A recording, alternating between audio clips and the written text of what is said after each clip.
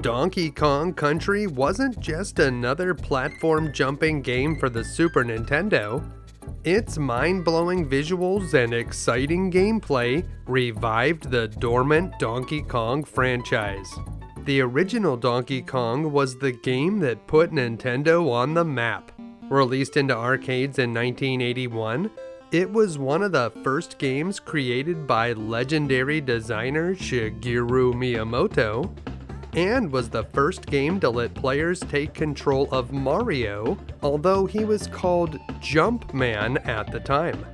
In the original, Donkey Kong is the villain. This massive gorilla has kidnapped Pauline and rains barrels down on the player from atop a construction site. The roles were reversed in Donkey Kong Jr., where we control the son of Kong as he tries to rescue his father from Mario. Then in Donkey Kong 3, we're playing as a guy named Stanley and fighting swarms of bees? Yeah, I have no idea what happened there, but after Donkey Kong 3, the series became dormant for over a decade, with the characters only occasionally appearing to race carts or to do math. Disaster struck Nintendo in the early 1990s. While they had been the dominant market leader in the video game industry since the fall of Atari, the Nintendo versus Sega console war was raging, and by some metrics, Sega was winning. Nintendo had always been very protective of its intellectual properties, and almost always developed games for its big franchises in-house. But desperate times called for desperate measures, so Nintendo looked to a third party to make a new Donkey Kong game, and they went with a company that they had worked well with on games for the 8-bit NES, Rare. Rare was the British-based company that created some of the most iconic games for the NES, including RC Pro-Am, Wizards and Warriors, and Battletoads. Rare had made a good bit of money developing games for Nintendo, and had reinvested a lot of it by purchasing Silicon Graphics workstations. These powerful computers were like the ones used to create CG dinosaurs for the first Jurassic Park movie, and adjusted for inflation, each one would cost over $250,000 in today's money. Rare's Tim Stamper had a brilliant idea for how to create unique graphics for the new Donkey Kong game. He had seen how the developers of Mortal Kombat digitized live footage of real actors to create the graphics for their game, so while the Super Nintendo had nowhere near the computing power of a Silicon Graphics workstation, Stamper and his team could design 3D graphics on the high-end computers, and then would simply digitize them for use on the Super Nintendo. The effect was spectacular. The powerful computers could generate impressive lighting effects and shadows that really made the graphics look 3D. Flat, cartoonish graphics were the standard for the time, and this more realistic style was unlike anything we'd seen on home consoles before. The music for the game was also impressive. The lead composer was David Wise, a British musician who had worked on the soundtracks for games like Wizards and Warriors, Marble Madness, and Snake Rattle and Roll. His atmospheric compositions really add to the experience, and a few of the tracks even contain references to the sounds of the original Donkey Kong arcade game. When Nintendo previewed Donkey Kong Country at the Consumer Electronics Show in 1994, the audience was convinced they were looking at a game for Nintendo's next generation system, and was stunned when it was revealed that the game would be coming out later that year for the Super Nintendo.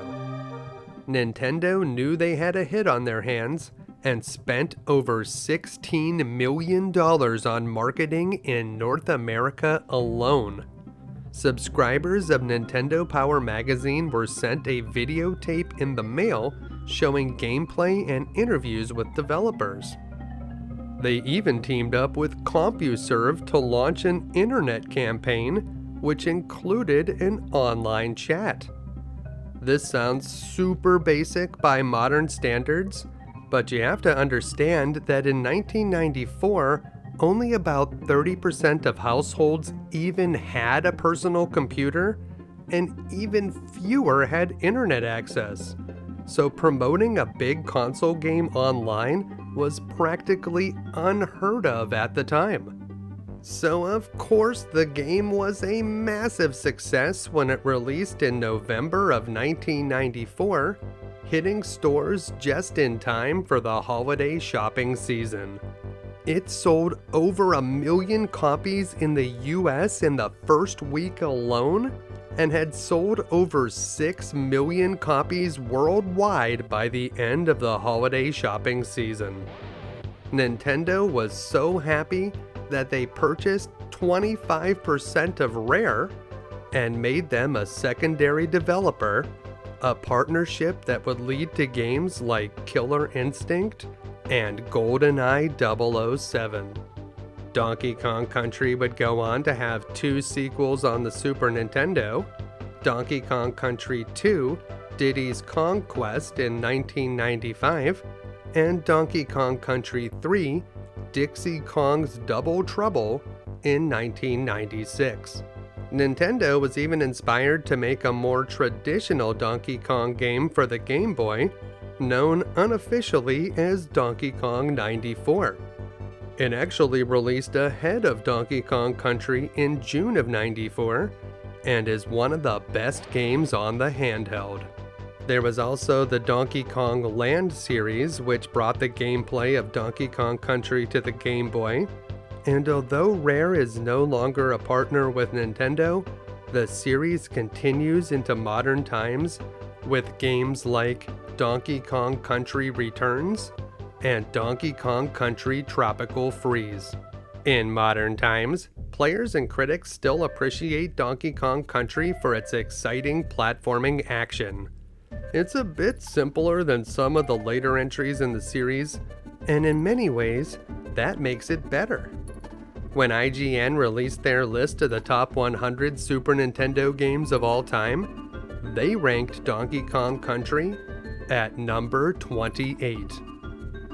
If you'd like to play Donkey Kong Country on a modern platform, it is one of the games preloaded on the SNES Classic Mini, and it's included with the Switch's online service. Modern players that attempt this game will still have to deal with all of the challenges retro games are notorious for. Rare is known for making difficult games, and this one is no exception. The enemies are vicious and the jumps are tight. If that wasn't enough, there are levels featuring moving platforms, total darkness, precise barrel blasting, and the dreaded mine carts. If you make one too many mistakes, it'll be game over. But what if I told you the best way to complete all 40 treacherous levels, revealing every hidden bonus stage so you can get 101%? What if I showed you secret tricks and glitches to gain tons of lives, warp through levels, or even how to swim while riding an ostrich? And what if I showed you the best way to defeat every boss, even King K. Rool himself? Well, on today's episode of You Can Beat Video Games, we'll learn all of that and more. If you're new to the channel, we're doing deep dives on retro video games and giving you the professional strategies that can be used by the casual gamer. Please make sure to subscribe and check out YouCanBeatVideoGames.com for episode lists, news, and official You Can Beat Video Games merchandise. And please join our Patreon for access to an exclusive Discord community and a chance to vote on future episodes. This episode was suggested and voted on by members of our Patreon community. Let's get started.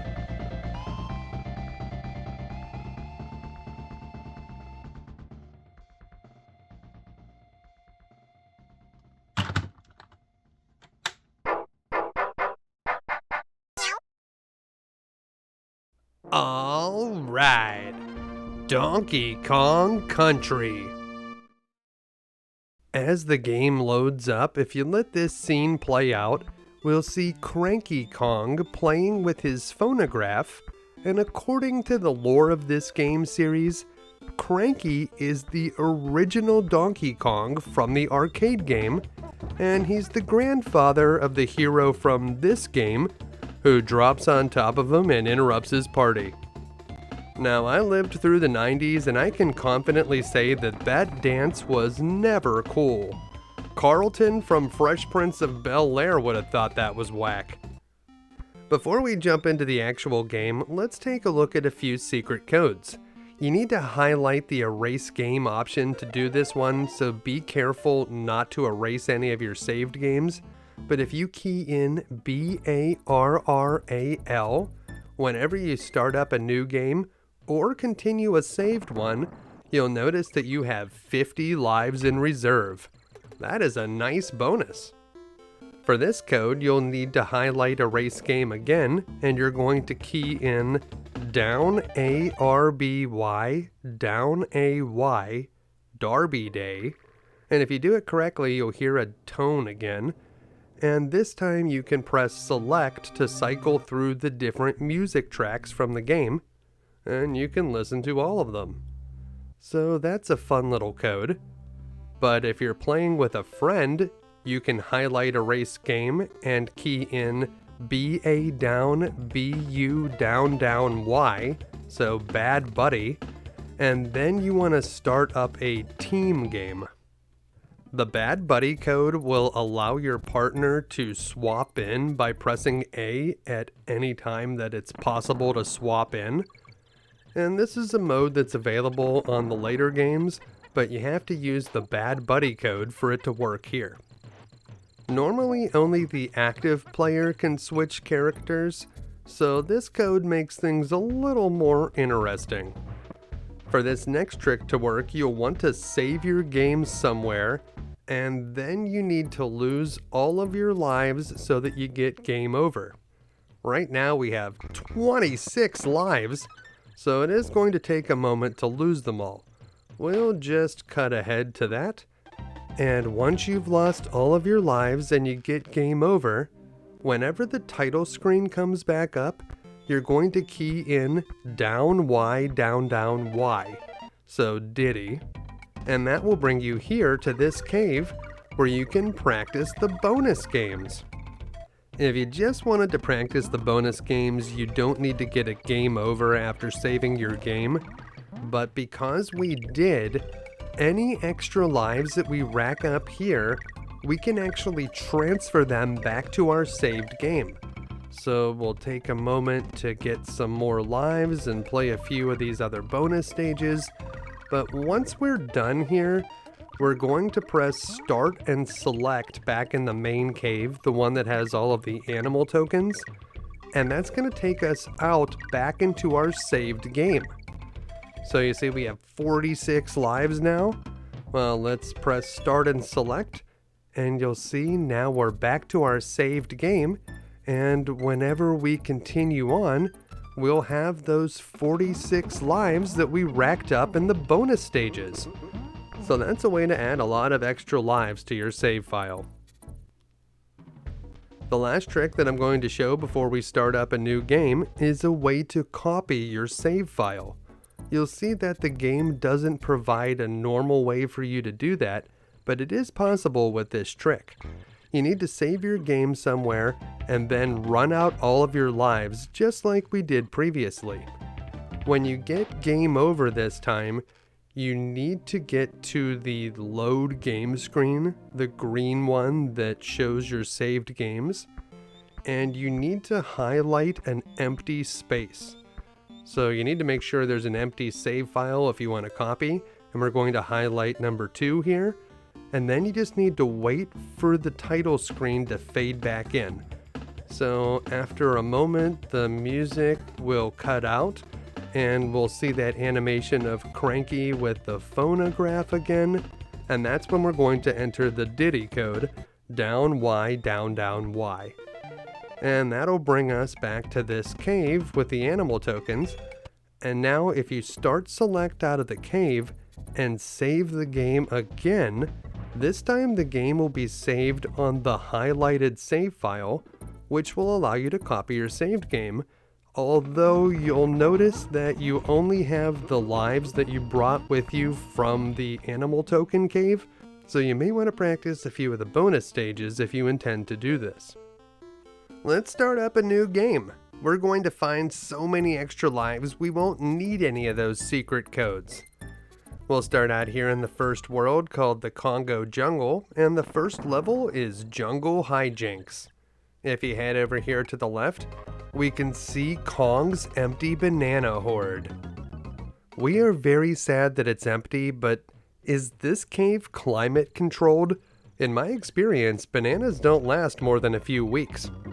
Now, if you head back into the house that you shot out of at the very beginning, you'll find a hidden 1-up, and down here, we'll find a DK barrel, and when we smash it, we'll release Diddy Kong.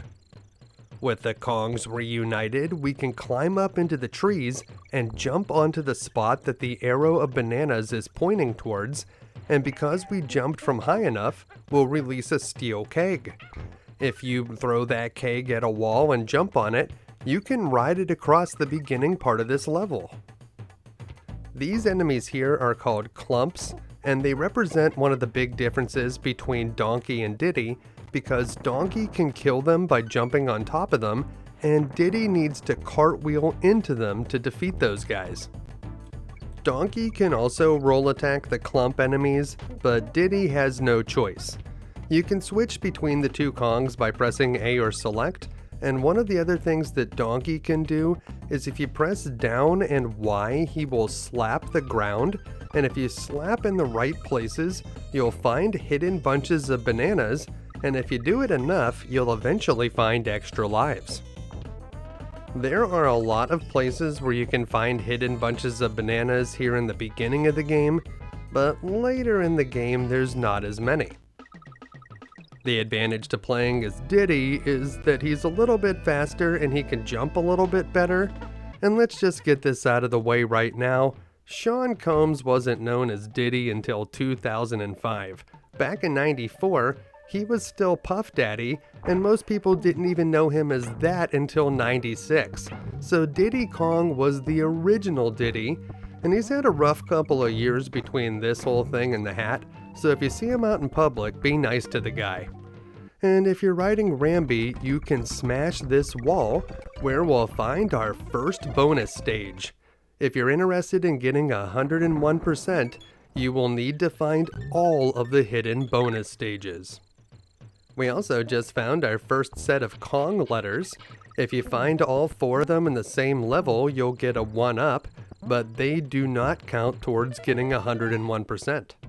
This hidden bonus stage most certainly does. You don't need to win at the bonus stage for it to count towards 101%. Simply going into it will be enough for it to count. There are only 2 hidden bonus stages for us to find here in Jungle Hijinx, so now that we've found the second one, we can head to the exit. Before we go into the cave, if we dismount Rambi and hop up onto these trees, we can find one more bunch of bananas. Don't worry about bringing Rambi, he will not follow us to the next level. Now that we've completed Jungle Hijinx, you'll notice that there's an exclamation point at the end of it when you look at it on the map screen.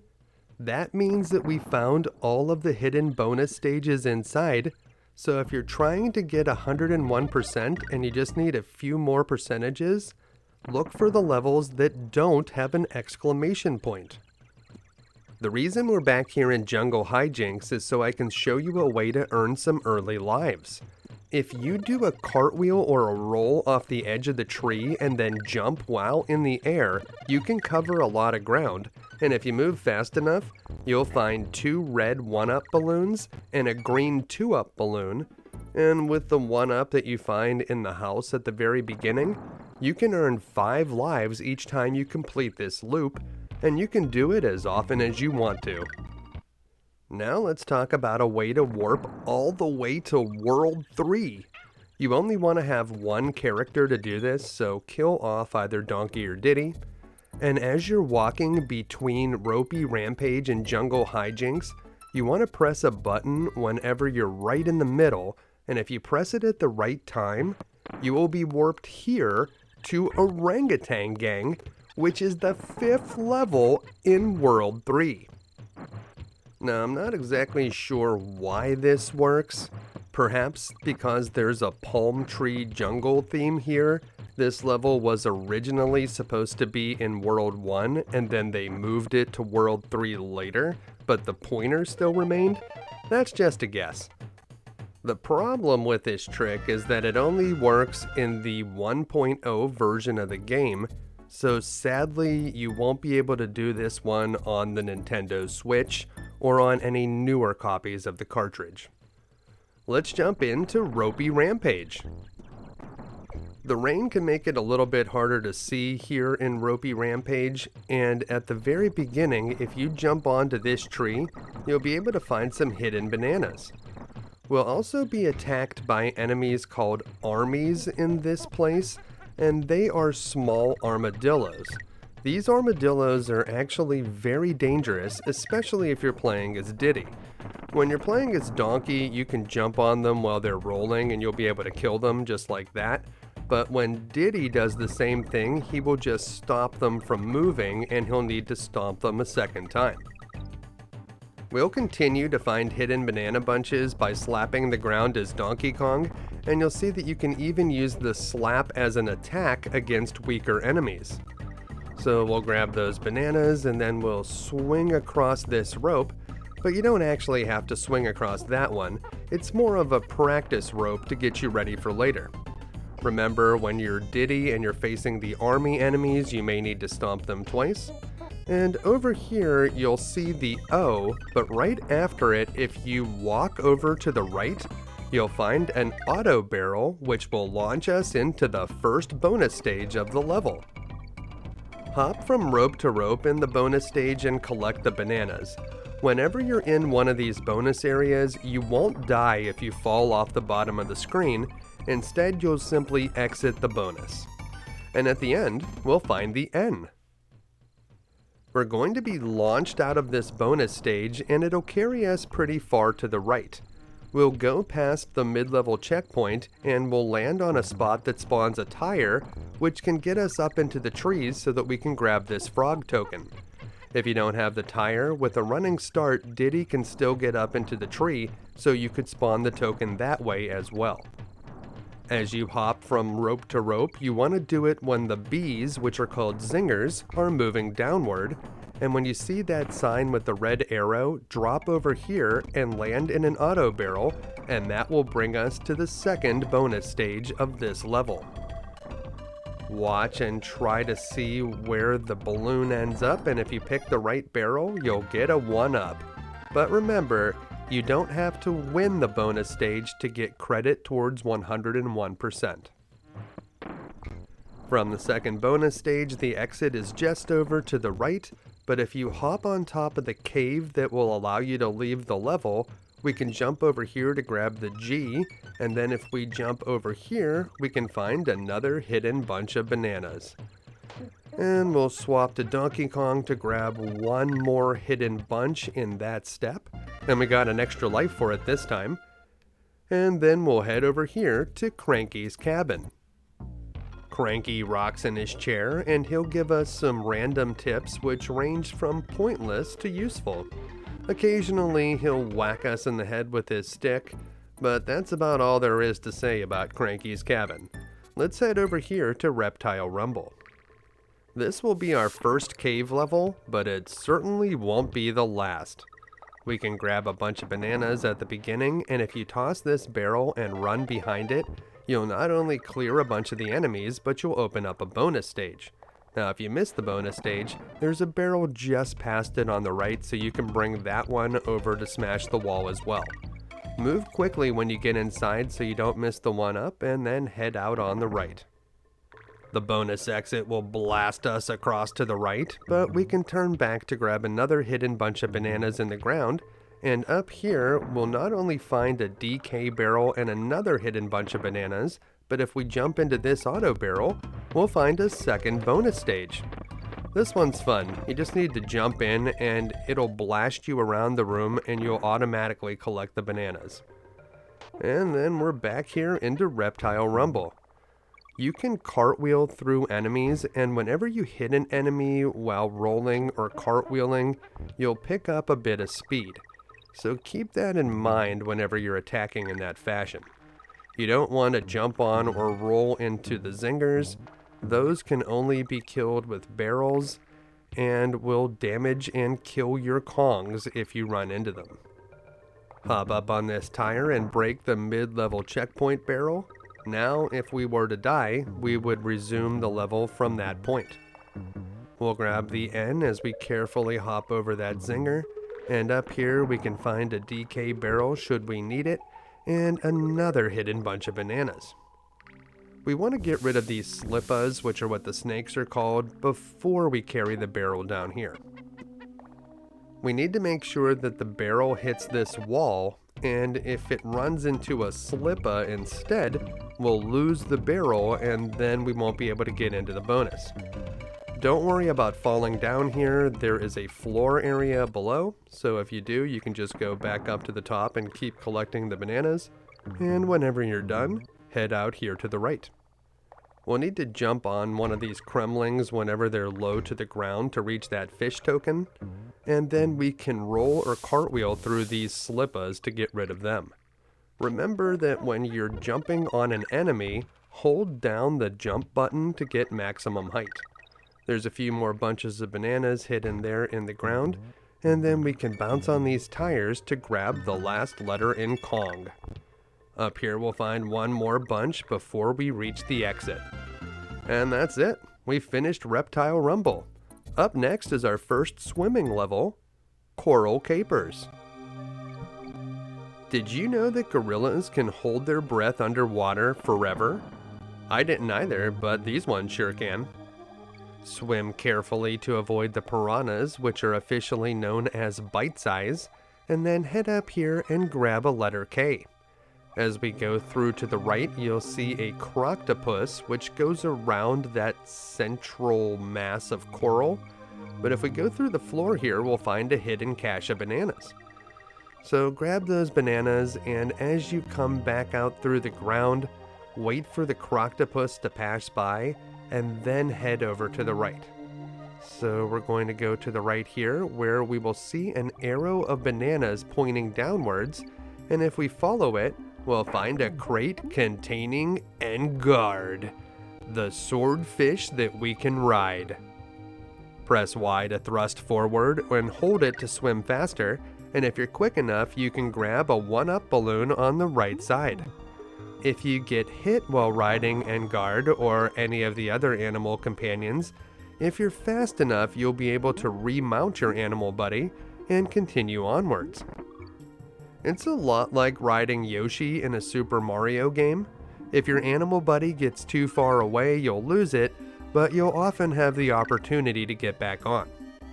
As we head down, we'll come across another Croctopus, and if you lost on guard earlier, you can find another one in this crate in the lower right.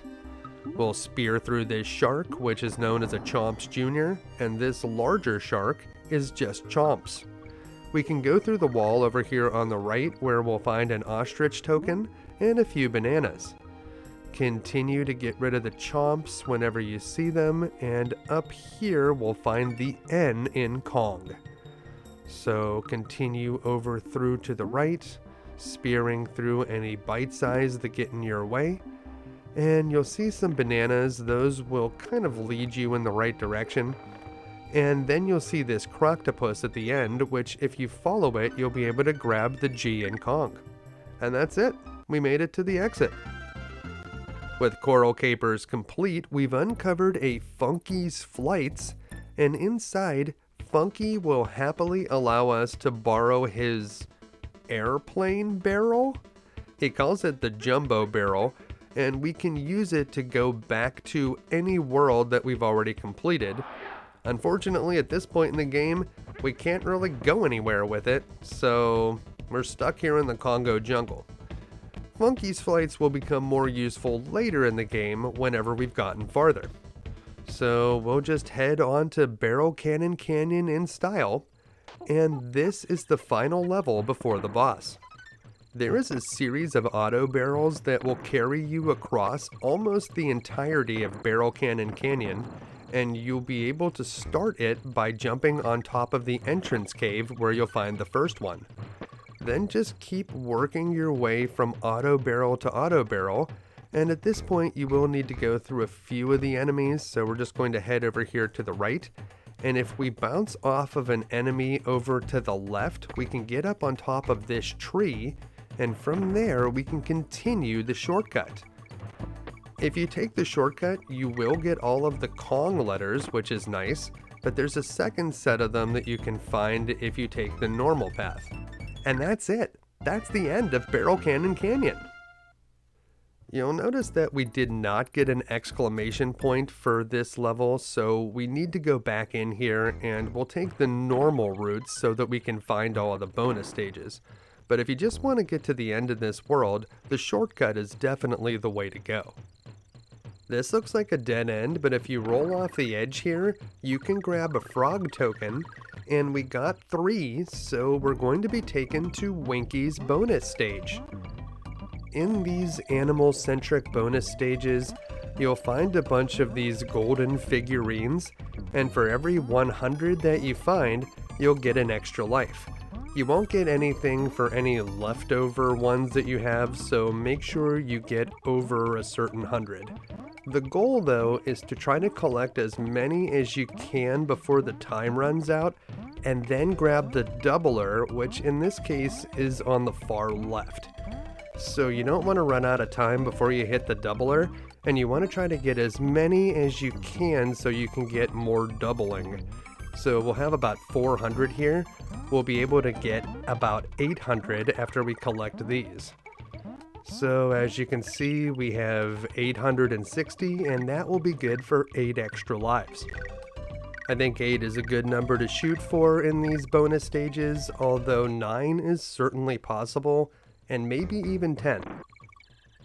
Because we found that third animal token out in the open in an area that was not part of a bonus stage, the game doesn't know where to send us back to after we finish the Winky bonus level, so we were sent all the way back to the beginning of Barrel Cannon Canyon, which is a little bit annoying.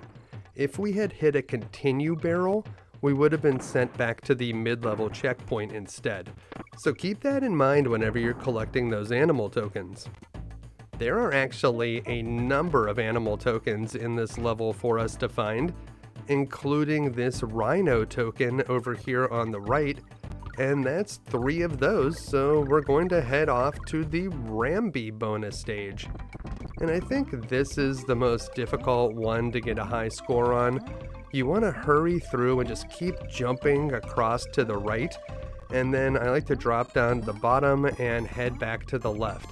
You need to go all the way back to the igloo at the very beginning and jump on top of it, and then you need to make these careful jumps across the top, and if you do it fast enough, you can reach a doubler all the way on the right side.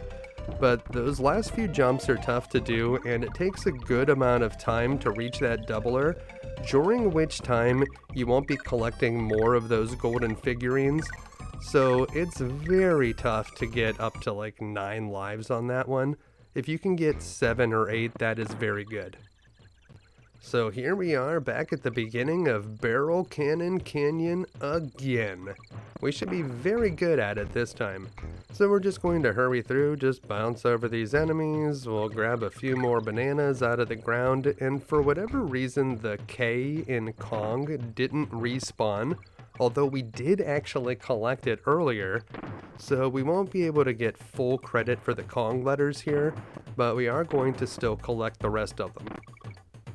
We're not trying to take the shortcut this time, so we don't need to stay up on the treetops. We're just going to continue to the right and enter this barrel. Be aware that as soon as you fire into the next one, those are auto barrels, so they're going to shoot automatically. And this time we want to shoot into the wall, so don't actually shoot into the next barrel because that's how you get into this bonus stage. And in this one you can just mash the button and that should take you all the way across and get you all the rewards. Not bad. We've hit the mid-level checkpoint, but that was certainly not the last bonus stage in this level.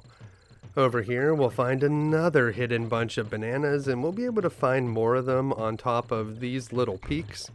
We want to get rid of these enemies anyways because they're kind of in the way. And we'll get rid of this guy and then we'll grab the TNT and we want to take it back over here and smash this wall. And that will bring you to this bonus area.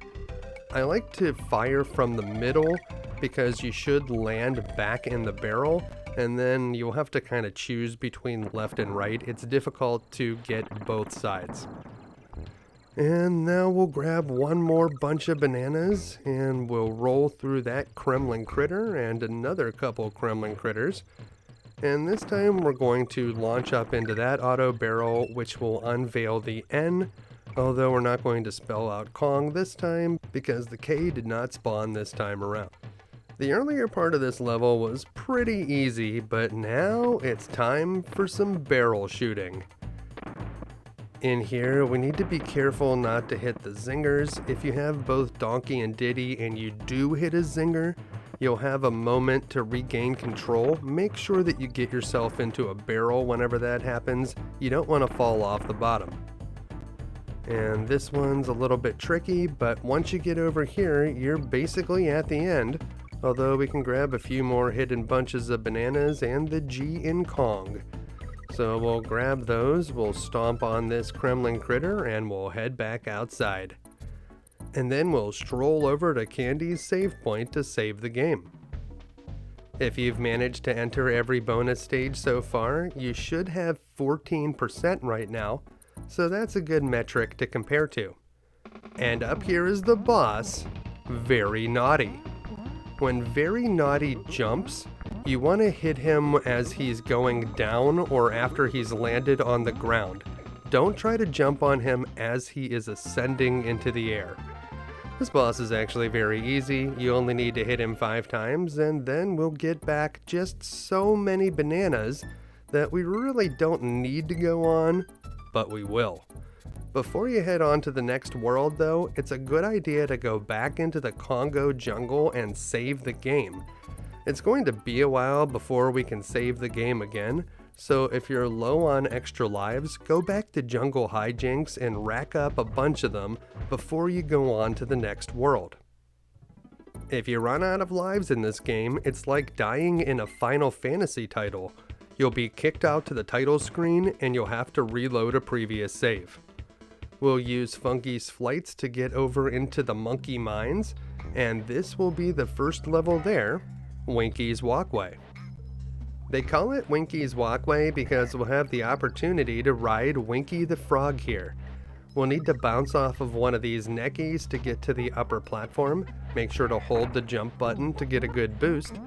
And Winky not only allows us to jump higher, but he can actually stomp on the zinger enemies and kill them. So yeah, Winky is pretty awesome. Try not to get hit while riding Winky. There are a lot of small platforms in this area, so there's a good chance that he will run away and fall off an edge before you'll be able to remount him. Up here we'll find our first bonus stage. It's a pretty obvious one, you can just see it. And inside we'll find the letter N in Kong. Over here we'll use Winky to stomp on that zinger. And this is our third Ostrich token, so we'll enter the Expresso bonus stage. As soon as you start the Expresso bonus stage, you want to jump up above the wall on the left. There are a ton of gold figurines hidden over on the left side. And then I just like to fly in a zigzag pattern back and forth across these areas. There are 3 large areas of figurines to cover here, so just try to get as many as you can. The doubler is hidden on the other side of the wall on the far right side. So whenever you get to a hard wall on the right, you'll see it over here. If you climb that wall and jump with a little bit of flight to get over the top, you will be able to find that doubler, and you can do it without there being very much time left. Whenever you hit the doubler statue, the timer actually freezes for a moment, so that actually gives you a little bit more time to collect more statues. A score that nets you 8 or 9 extra lives is not very difficult to achieve there in the Expresso bonus stage, and you'll see that we return still riding Winky here, which is nice. There are no more bonus stages in this level, so don't worry about searching anymore as you work your way to the right. If you lose Winky, it's not that big of a deal. You should still be able to collect the G in Kong. And right over here is where you'll find the exit. The next level is Minecart Carnage, and if you think this one is difficult, I have some good news for you. You can just skip it. Yeah, I wish I knew this as a kid, but if you just jump over this first barrel, you'll be launched to the end where you'll land in a little minecart. You'll need to jump over one enemy, and that's it. Minecart Carnage completed.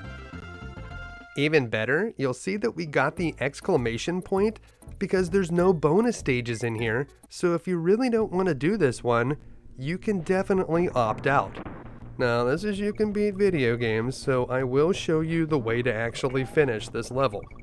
We're going to launch into the minecart, and in Minecart Carnage, the cart will stay with you when you jump.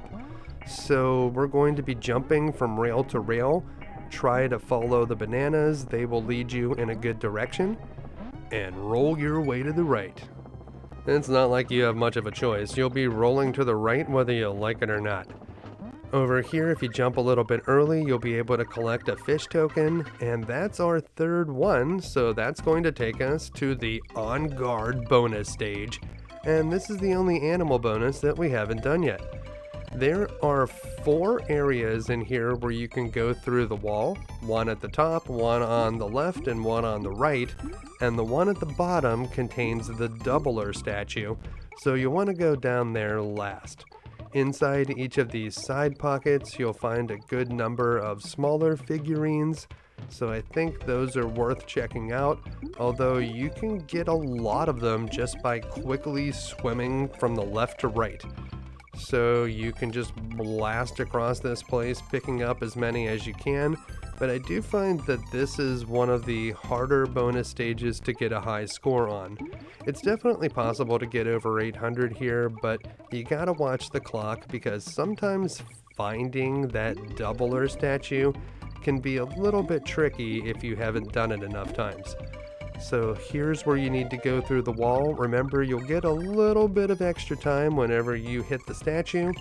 And we got over 700 this time, so that's pretty decent, but you can certainly do better.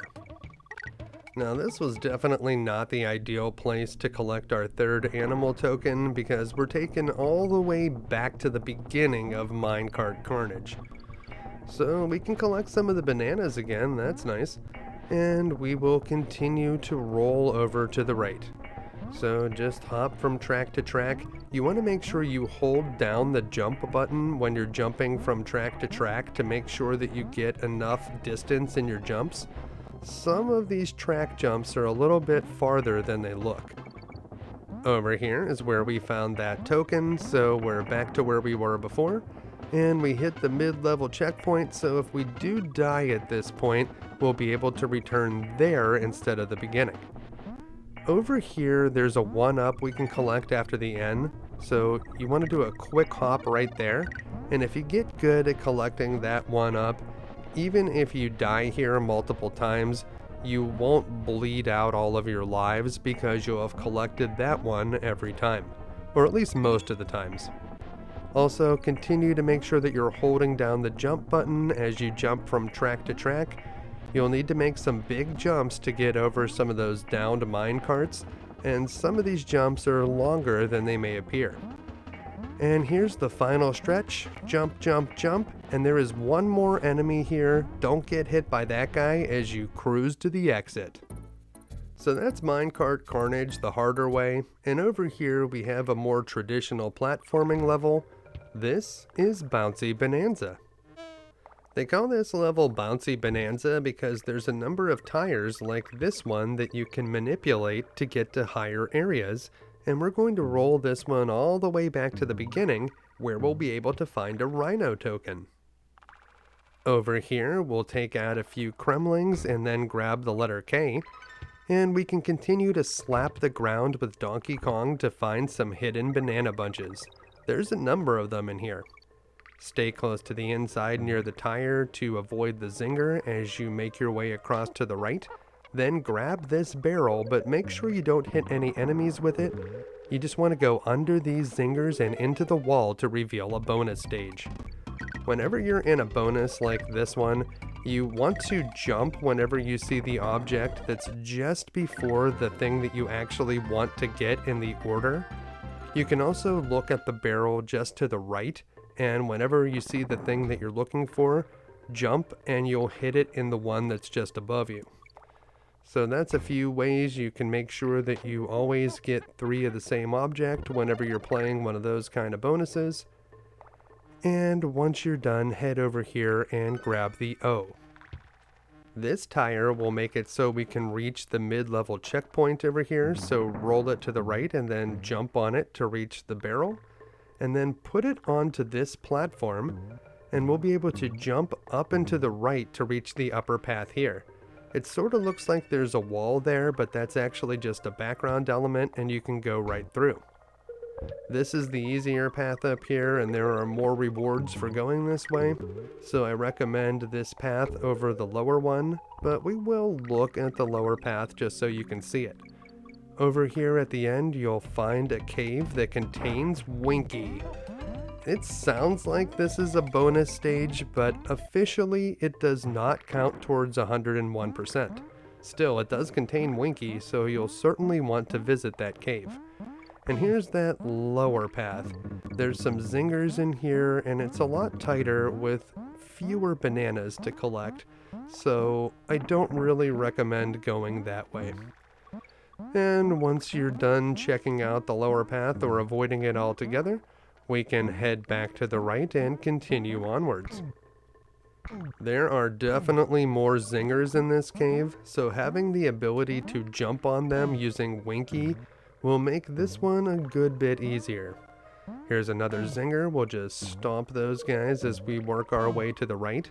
If you lost Winky, well, you'll have to be careful to avoid these guys, especially if you're trying to get the DK barrel there. That's certainly dicey when you're down to your last Kong and you're hoping to collect that to stay alive.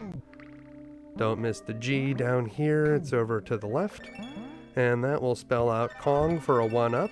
And right before the end here, there is another bonus stage, so we don't want to miss that. Head over here, and if you have Winky, you won't need the tire. Just keep working your way to the right, and we can just jump right into this auto barrel.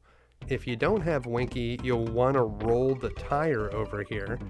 And inside there's just some bananas, but we will need to visit this room if we're interested in getting 101%. From the bonus stage, the exit is just over to the right, but of course there's another hidden bunch of bananas that we can grab before we go through. And that completes Bouncy Bonanza, bringing us to Stop and Go Station, and this is another one with an easy shortcut.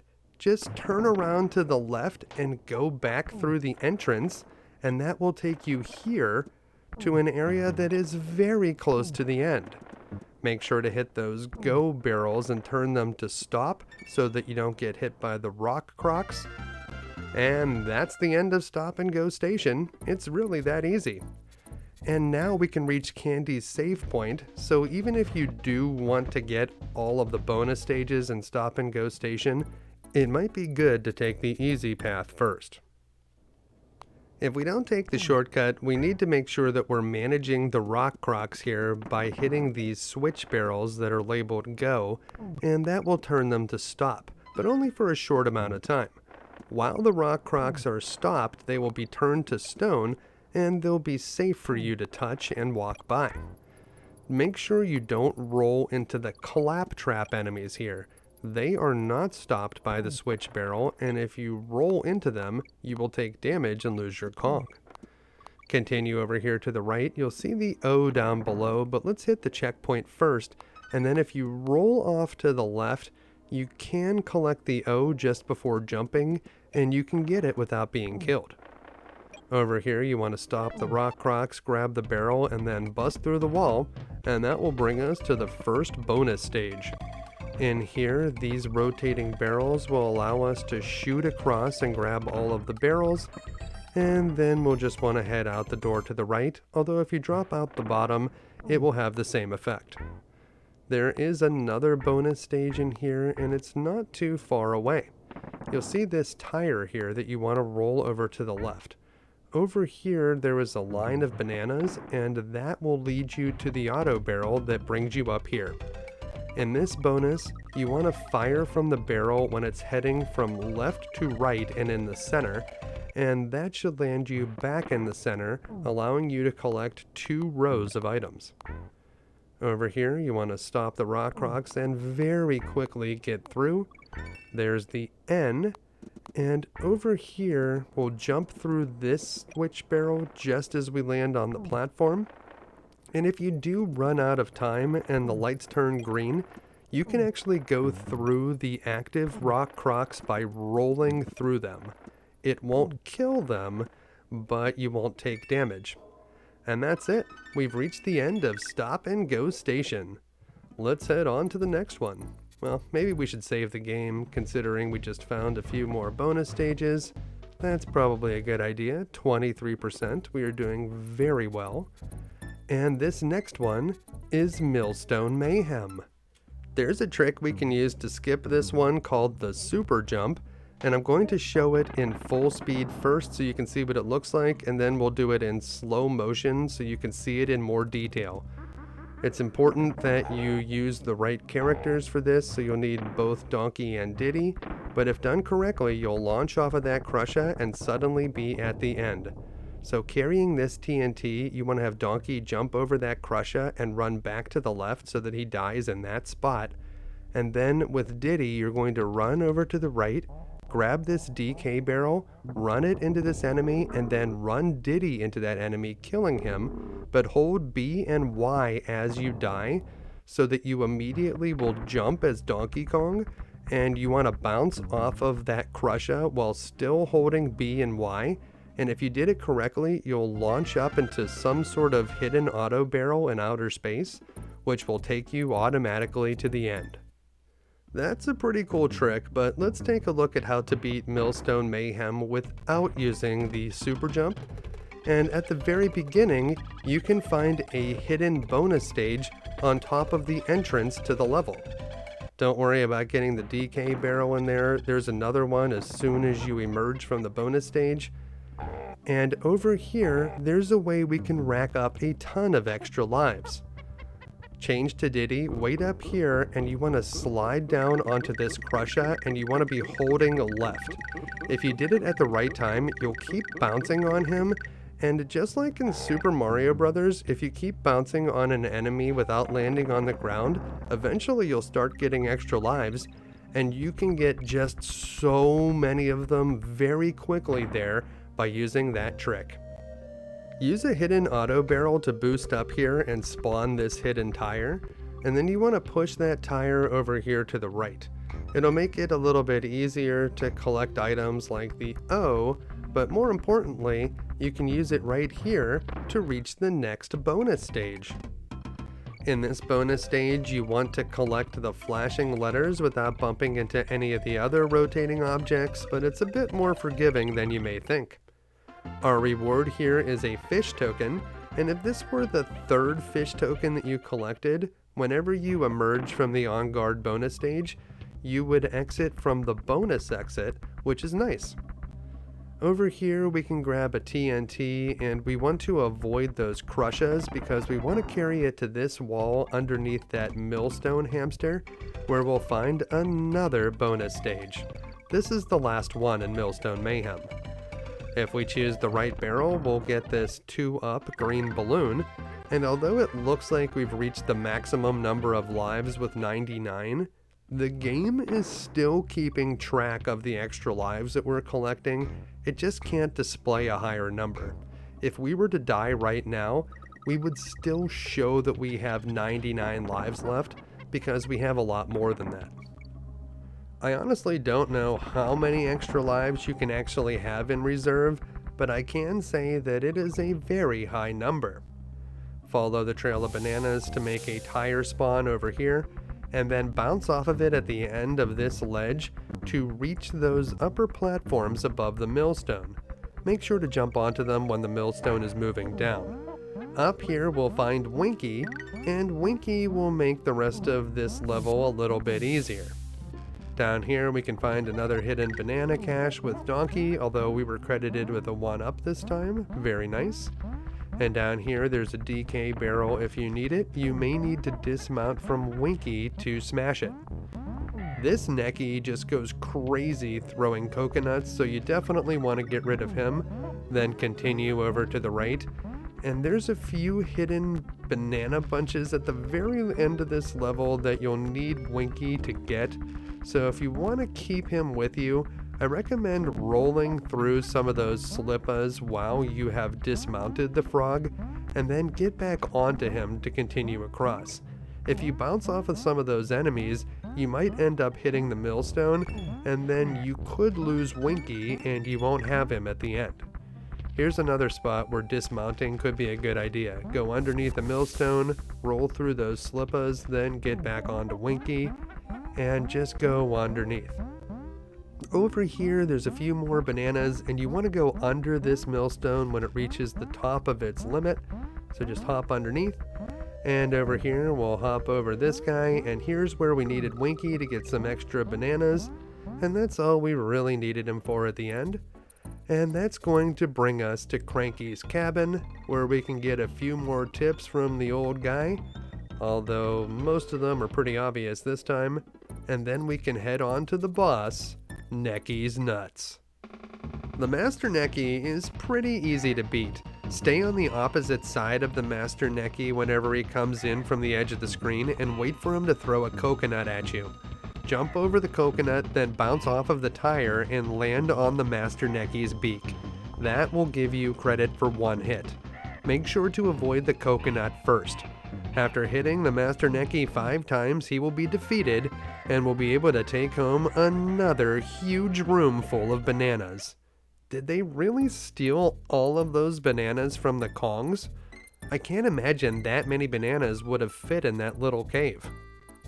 Before we go on to Vine Valley, head back into the Monkey Mines so that we can use Candy's save point, and we will save after defeating the boss.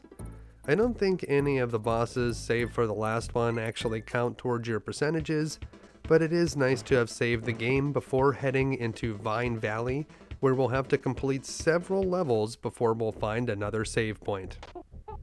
The first level here is called Vulture Culture, and if you're fast enough, there's a shortcut you can use. You need to move very quickly, and then you need to switch to Donkey Kong right here, and you'll see an auto barrel appear. If you jump into that auto barrel, you'll be taken to this area, which is very close to the end of the level. If you're not playing as Donkey Kong, the auto barrel will not appear, and if you don't reach it fast enough, it will not appear. So you do need a little bit of skill to do that shortcut, but if you're quick enough, you can take advantage of it. There are 3 hidden bonus stages here in Vulture Culture, so if you're interested in getting 101%, you really can't just skip this one. And over here, we'll hammer the ground to get some bananas, and you can see some leaves covering something in the ground. That means that if we jump from a high enough position, we'll be able to spawn an item there. We'll use the tire to do this, and it's the letter K. We can also push the tire over here to this line of bananas, and we can use it to launch up to a bonus stage. In this one, we need to hit the flashing letters. I like to stay over on the left side, and as you jump to hit the letter, kind of pull to the left a little bit so that you don't hit anything else. Our reward is an Ostrich token and a nice little dance from Diddy. We're going to use this barrel to get rid of this dangerous mini Necky at the bottom. That guy spits coconuts at you and is very obnoxious. Of course, Donkey Kong could find some more bananas in the ground, and then we're going to blast right at these birds to bounce off of them. So blast at that Necky, and you should get enough momentum to make a barrel spawn here, and we'll break the wall to enter this bonus, where we'll need to keep jumping on these clap traps to make banana bunches appear. Each time you hit the clap trap, it seems like they get a little bit faster, and I would say that these are probably the most difficult bonus stages to win. If you get bitten by a claptrap, you will be ejected from the bonus stage, but if you hit them enough times, you'll be rewarded with a 1-up. From here, we will exit the bonus and we'll land right in a barrel, and you can just bounce from Necky to Necky to get across there. Shoot straight up with that barrel to hit the mid-level checkpoint. And there's nothing hidden up at the top here, but if you want to get up to where those enemies are, if you get hit and then jump out of mid-air whenever you take control of the other Kong, you can actually reach those high platforms. We'll need to do some trick shooting here. When the barrel is 45 degrees to the right, launch yourself and you should be shot over to this platform. Here is where we'll find the letter O, and then we want to shoot onto these two birds, grab this barrel, and throw it to the right. That will get those mini Neckies out of the way. Hop onto this barrel, and you want to fire when that Necky is on the right side so that you can bounce off of it. And this time, only launch to the right when the zinger is down at the bottom. Over here, you'll see a 2-tiered platform with a Necky at the top launching coconuts. Jump from the top of it to make a barrel spawn, and then smash this wall to reveal another bonus stage. Just quickly mash the button to quickly go through here, and at the end, you'll grab the N in the word Kong. When we emerge from the bonus stage, there's a few more bananas to the left, and here we have to do some very tricky barrel shooting. Shoot through these ones when they're on the left, and shoot past these ones when they are down low. You should be able to automatically grab the G, and before we exit, there's one more banana bunch hidden in the ground. And that's it for Vulture Culture. Up next is Treetop Town. Would you believe there's a shortcut to get through this level as well? Bounce off of that Necky onto this hidden tire at the top of the screen, and then jump straight up into a warp barrel that will take you to the exit. It's really that easy.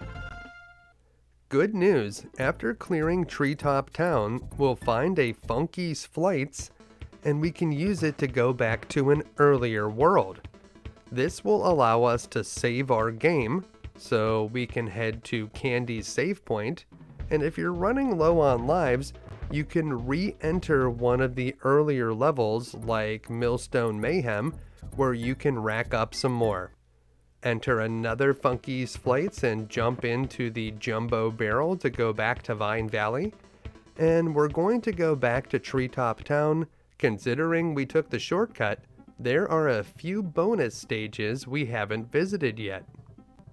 The first one's kind of obvious. There's an auto barrel that you'll see over near the entrance, and if you lure an enemy over near it, you can bounce from it up into the bonus. Here you want to spell out the word Kong.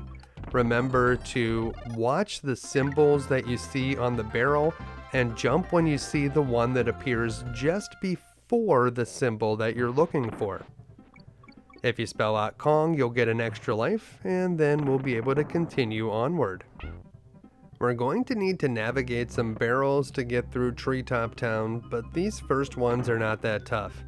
Just make sure to fire when you're on the level with the next barrel that you want to launch into, and you should be fine. We'll cartwheel through some enemies, and we're going to do the same thing here. Wait until you're right near that barrel. You do have a little bit of leeway, but try to shoot it when you're close. Over here we'll find the K in Kong, and we're going to switch over to Donkey so that we can roll through these enemies and then hit the ground for another hidden item. In this area the barrels are a little bit trickier. There's going to be a few on angles, but you'll be able to launch into the mid-level checkpoint if you're careful enough. Over here we'll use this auto barrel to get up here, and then we can launch out to grab the O, and over here's another DK, and then we're going to need to enter this auto barrel at the right time so that it launches us into the next one, and then we'll be safe after that. Watch the barrel at the end there before you launch into that auto barrel, and then shoot through that lonely banana at the bottom of the screen to find another bonus stage. The N in Kong is at the top of the screen here, but if we fire off at an angle a few times, it's actually not as hard to get back into the barrel. You just want to kind of push towards the middle and you should be able to get in there. To get the N, you want to fire when the barrel is in the dead center and pointing upwards. And here, make sure you shoot into the auto barrels when they are in the right position to launch you into the next barrel. So you need to look ahead a bit. You can throw that barrel or roll to get through those enemies, and you want to jump into this one when the barrel is about halfway up, moving upwards. And then we're going to jump into this barrel. These ones are not that tough, just go barrel to barrel to barrel. They're moving fast, but you can handle it, and then bounce off of that bird. If you miss the G, it's not that hard to jump back and grab it. Over here you can roll off the edge to get this Ostrich token, so roll off and jump. And then before we go into the exit, there's one more hidden item in the ground for Donkey to find, and that's it for Treetop Town. Next up is Forest Frenzy, and there's a trick we can use to skip this one called the Super Jump. It's similar to a trick that we used in Millstone Mayhem back in World 2, but it's going to look a little bit different in execution here. We're going to kill off Diddy in that exact location and then have Donkey pick up the DK barrel to make him respawn. We'll run Donkey into that enemy, and then we're holding B and Y to make Diddy launch off of the next Kremling. So hold B and Y as you regain control of Diddy. You'll land on the ground and then walk off the edge, and then you'll be bounced up into the sky. Keep holding B and Y until now, after you see that DK barrel that spawns a little bit after the mid-level checkpoint. Keep holding Y and right, but you'll let go of B at that point. You won't ever let go of Y and right until you get to the very end. If you hold B for too long, you just have to wait for a while at the end of the level for Diddy to drop down, which is not that big of a deal, but it could take a long time if you waited way too long. If we timed it right, we won't have to wait very long for Diddy to drop down here, and there he is. And that's it. We finished Forest Frenzy. Of course, we don't have the exclamation point, so we need to go back and find 2 bonus stages, but the Super Jump is a very useful trick that we can use to skip over a number of the levels in this game, so it's a good one to learn how to do. Here on the normal path, we'll find the letter K in a gap underneath this next rope on the right, and to get it, you want to roll off the edge and jump after you've collected it. Over here, we're going to grab this rope and then we'll ride it to get some bananas. If you hold down the Y button while you're on these vertical ropes, it will allow you to climb up and down more quickly. You can find a hidden DK barrel in the ground there, but we didn't really need it. And over here we'll find a few more bananas in the ground, and we'll grab the letter O. And then we're going to slam the ground one more time and grab onto this rope because it's time to head through a field of bees. Climb up and down to get past the zingers. I like to stay towards the middle, but there are a number of places that are relatively safe. Past the mid-level checkpoint, follow the bananas to get around that zinger and then jump off to the right. And on this rope, if you stay right in this spot near the top of the foliage, you'll be able to avoid all but the very last zinger, which you should move down to avoid. And we'll bounce off of that Kremling critter. We'll slam the ground to get another bunch of bananas, and then we'll bounce over to the right. Down here at the bottom, we can avoid the zinger and get the N. And we'll stay down low to get around some of these swirling zingers. If you need a DK barrel, you can sort of expose yourself to grab it. And down here we'll get the G. Just past the G there's a 1-up, and whenever you see a big flock of Neckies on the screen, get down towards the bottom because there's a hidden auto barrel down here that will take you to another bonus stage. Watch carefully. Where do you think the Rhino token is? If you said on the left, you were correct. That makes 2 Rhino tokens. If we can find one more, we will enter another Rambi bonus stage. Whenever you land from the bonus, you'll find a barrel, but you want to clear out some of these enemies first. Just don't let the barrel get too far off the screen or it will disappear. If you hold down as you release Y, you can gently put the barrel down without smashing it. Do that to get past these enemies. So we'll drop it here, we'll slam the ground, we'll take out this Kremling critter, and then we'll pick up the barrel again, and we want to take out this enemy because we need this barrel so we can smash the wall at the bottom, and we'll find another bonus stage. In this one, we can ride the rope to collect some bananas, and over on the right near the bonus exit, we'll be able to grab a fish token. Don't get off of the rope until you've grabbed all the bananas and you won't worry about falling, although if you do, you'll just exit the bonus, it's not that big of a deal. That's all for Forest Frenzy. Up next is Temple Tempest. If we lure this Gnawty enemy over here to the left, we can bounce up above the entrance where we'll find a Rhino token, and that's 3 Rhino tokens, so we're whisked away to the Rambi bonus stage. And I'm not going to make you watch all of that. Conveniently, we were already at the beginning of the level, so it didn't set us very far back, and down at the bottom of the first rope, we'll find the letter K. Grab the DK barrel and run over to the right where we can smash this wall to find the first bonus stage. You can actually roll across all of these enemies. You'll need to tap the button a couple times, and if you're fast enough, you'll find a 1-up balloon at the end. Even if the 1-up balloon is not there, you'll still find Expresso, and Expresso the Ostrich will be very helpful here. Unlike the other animal mounts, Expresso cannot stomp enemies. He can run over them, but he can't actually kill them. So if you want to damage enemies, you will have to dismount from Expresso to do so. But what you can do with him is get to a high point on the screen, get a bit of a running start, jump, and mash the jump button while you're in the air to fly. Over here you'll see an arrow of bananas, and if you go down to the bottom, you'll find a hidden auto barrel which will take you to this bonus stage. It's another one of those claptrap bonus stages where you'll need to keep hitting the claptrap to make banana bunches appear, and eventually you'll hit it enough times for it to disappear. If you do get bitten by the claptrap, you will be ejected from the bonus, but you will not lose your Kong, so you don't have anything to lose here. Try to stay away from the claptrap while it's flickering, and if you're able to clear it, you'll find another Rhino token, because you just can't have too many of those, I guess. If you were riding Expresso whenever you entered the bonus stage, you'll still have him whenever you exit.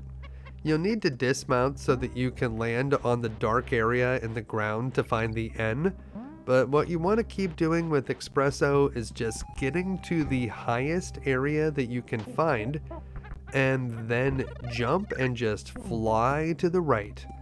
Try to cover as much ground as possible. So we'll hop over here, and here's a Millstone. Normally these Millstones chase you and you'll have to run quickly to stay ahead of them, but with Expresso it's not that hard to get away. They're a little bit too slow for our Ostrich friend. Over here we're going to run past another Millstone, and we can just run under those enemies, and if we fly down here we'll find the G, and then we'll be boosted up with an auto barrel. And that's it. We've completed Temple Tempest, and we found another save point. So we don't have to use Funky's flights to go to another world now to save the game. We can just save at this save point. And that brings us over here to Orang-utan Gang. But if you want to know a good way to get through Orang-utan Gang, what we should actually do is use Funky's flights to go back to the Kongo jungle. And we're going to do a map warp at this spot right here. So you need to press a button whenever you fly over that spot, and if you do, you will be warped to the very end of Orang-utan Gang, and you can quickly exit. So there are multiple map warps there in the first world, and this trick will only work on earlier versions of the game, so if you're not playing one of those, you'll have to take on Orang-utan Gang the normal way. Here on the normal path, if you head back to the left from the starting point, you'll find a hidden steel keg, and if you throw it to the left and then jump on it after it bounces back, you can ride it very far to the right. Now there's a lot of good reasons to not take the shortcut through Orang-utan Gang, 5 of them actually, because there are 5 hidden bonus stages in this level, more than any other level in the entire game.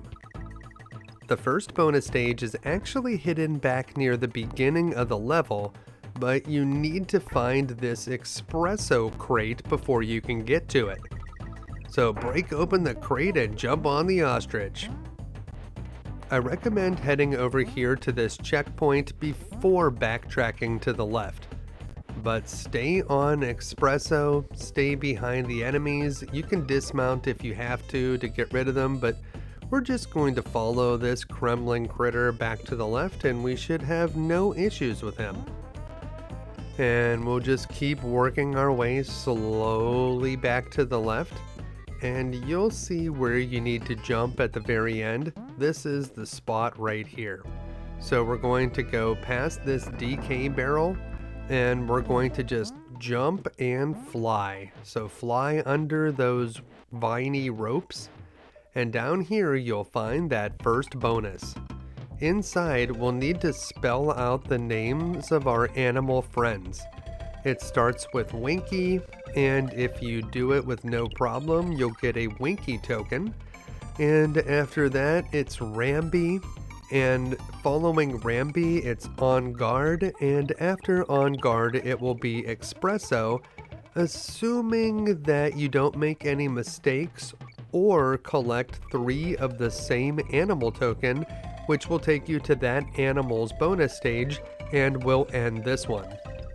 And that's what's going to happen here when we find this fish token. We now have 3 of them, and we will be whisked away to the On Guard bonus stage.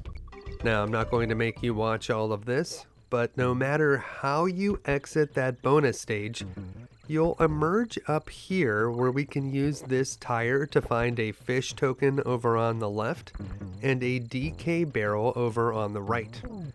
Once you jump down from here, it's not that easy to get back up there, although it is possible. So make sure to grab that fish token when you can, and then you'll grab this barrel and drop down underneath the vines where we can smash this wall over on the left, and we'll find the second bonus.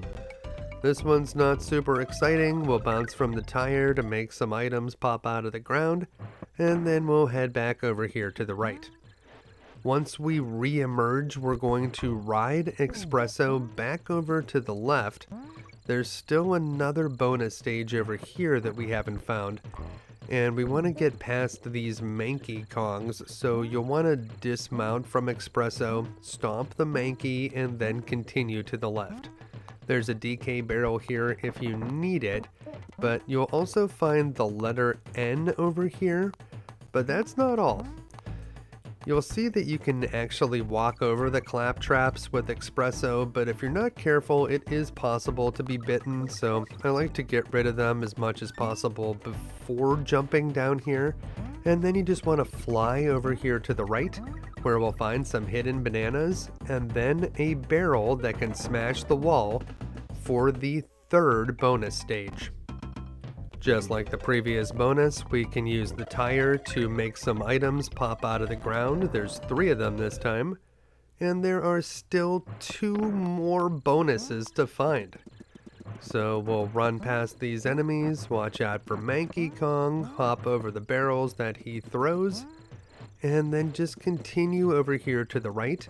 We've already been over here before, but there is yet another bonus for us to find. So grab this barrel, hop over here, and smash this wall.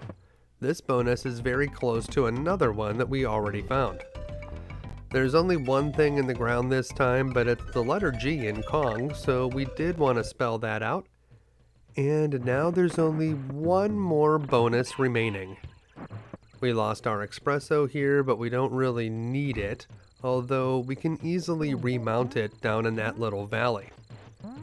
Up here, we can find some extra bananas, and you want Manky Kong to help you out with this bonus stage. Just have him throw a barrel over to the right, and it will break the wall, leading to the 5th and final bonus.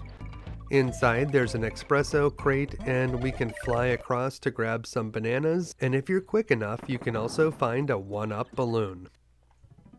If you found all 5 bonuses, you'll get the exclamation point for Orangutan Gang, and the good news is here in Clam City, there are no hidden bonus stages for us to find.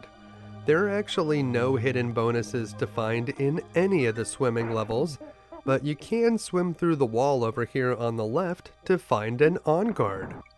You'll also find the letter K over there, but having On Guard, which will allow us to attack some of the enemies here like the bite-sized fish, that's going to make this a good bit easier. We will need to get around the clams. This is Clam City after all. The clams will shoot pearls at you, and they always seem to shoot them in the same direction, so once you understand the pattern, it's not too hard to get around it. Just stay far away from those clambos, and up here there's a Chomps Jr. that we can just swordfish our way through. There's actually a lot of Chomps Jr.'s here, so just get around them and hit this continue barrel to make a checkpoint. These clambos fire pearls at straight angles, so wait for them to fire and then move past. Down here we'll find a DK barrel and then a bunch of full-size chomps. If you stay on the right side as you ascend through here, most of the chomps won't be able to reach you. There are 1 or 2 that can get you there, but for the most part you'll be safe. Just don't forget to head to the upper left corner to grab the N in Kong, and then if you can get underneath this barrage of pearls, you'll be able to find a frog token, and that's 3 frog tokens for us, so we've been taken to the Winky bonus stage. After completing it, we will re-emerge at the midway checkpoint, so it's a good thing that we collected that continue barrel, and that will take us right back here where the chomps were. Watch out for the one that can get you on the right side. And then here is that clambo again. Stay at the top and quickly go past it. And then you're going to stay at the bottom, zip by those croctopi. And over here, it's tricky to get past this one. Wait for it to fire, then go past and get the G. and that will take you to the end. And that just leaves the boss here in Vine Valley. It's time for Bumblebee Rumble. I think this boss is a little bit easier as Diddy. If you grab the barrel and just sort of hold it in front of you, the queen bee will fly right into it. Whenever she's red, you won't be able to damage her, so just walk underneath her as she's going in an upward wave. She sort of has a wavy pattern to her movement whenever she's red, so just keep going under whenever she's going up. Pick up another barrel when you can, and when she turns yellow again, just stand in place and hit her as she flies towards you. That's really all there is to it. Try to keep a barrel in your possession at all times just in case you get bumped. That might keep you safe even when the queen is red, but it only takes 5 hits to win here. So if the Kremlings really did steal those bananas from the Kongs, how did they get them all the way here to Vine Valley? To move that many bananas, they would have needed trucks, a lot of personnel. I mean, it's possible, but I just don't know. As usual, make sure to save the game before moving on to the next world. And World 4 is tough, so do not go into the Gorilla Glacier unless you already have a decent supply of extra lives. Snow Barrel Blast is the first level here, and it's possible to get through this one with a super jump. Run Diddy into this zinger on the left side of that pit. It's important that you kill him in the right spot, because he does a big jump whenever he leaves the screen, and that gets charged up by Diddy, and that's why he's able to actually do this. So let's look at it again in slow motion. Donkey hits that Necky, then you're going to hold B and Y, you'll do a big jump, and then you want to bring this Necky over to the left. Let that one fly over your head, walk into the gap still holding B and Y, and when you land on the enemy, you should vault up into the sky. Keep holding B, Y, and right until you see a steel keg, and you want to continue holding Y and right, but you'll let go of B whenever you see a line of Gnawties, so right now, that's when you want to let go of B, but keep holding Y and right so that you can fly over all of this nonsense.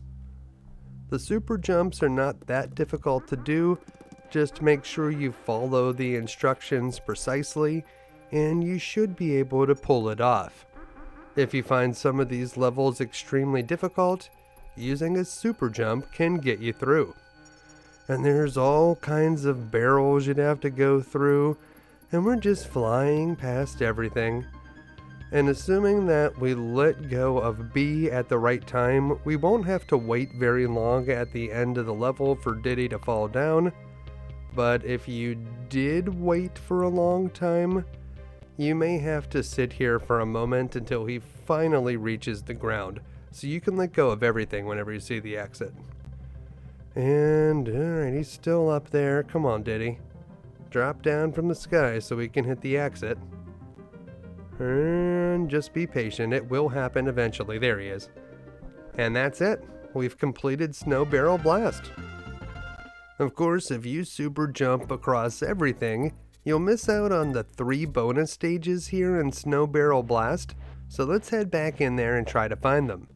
The first one is right at the beginning. Jump up onto the igloo and then get a little bit of extra boost from a Necky so that you can reach a hidden barrel that's directly above it. Where is the Winky token? If you said the second barrel on the left, you were correct.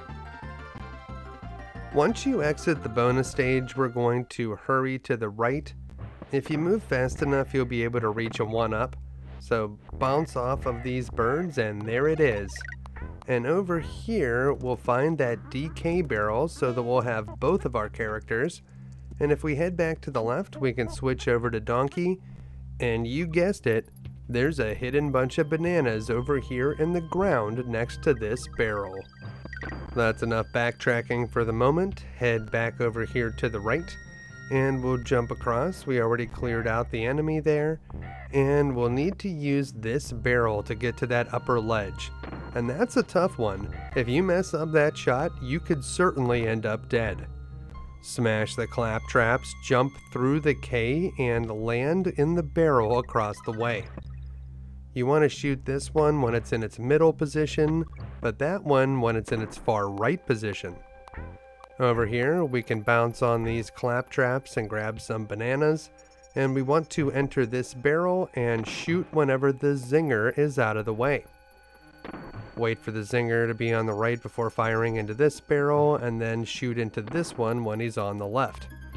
Up here, we'll find a steel keg, and there's a nice wall we can throw it against so we can do a bit of a keg ride, and that will land us in an auto barrel that will take us up here.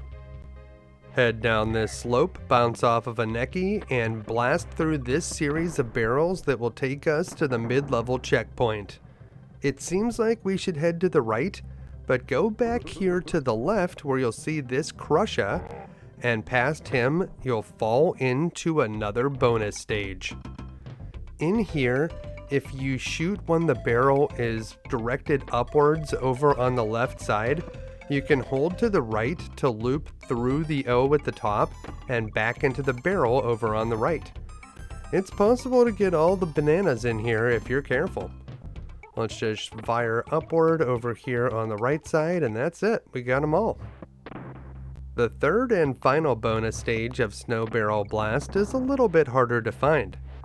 Bounce off of the Neckies over into this auto barrel, and you're going to shoot directly down from that barrel near the zinger, and over here you'll find a DK barrel, and if we hop back to the left, we can go inside of this auto barrel, which will launch us through the N and into another bonus.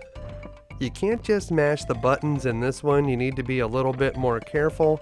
If you mess up, you'll fall down below. You won't die, but you'll miss out on some of the treasures here in the bonus. And that's it. There's no more hidden bonus stages in this level.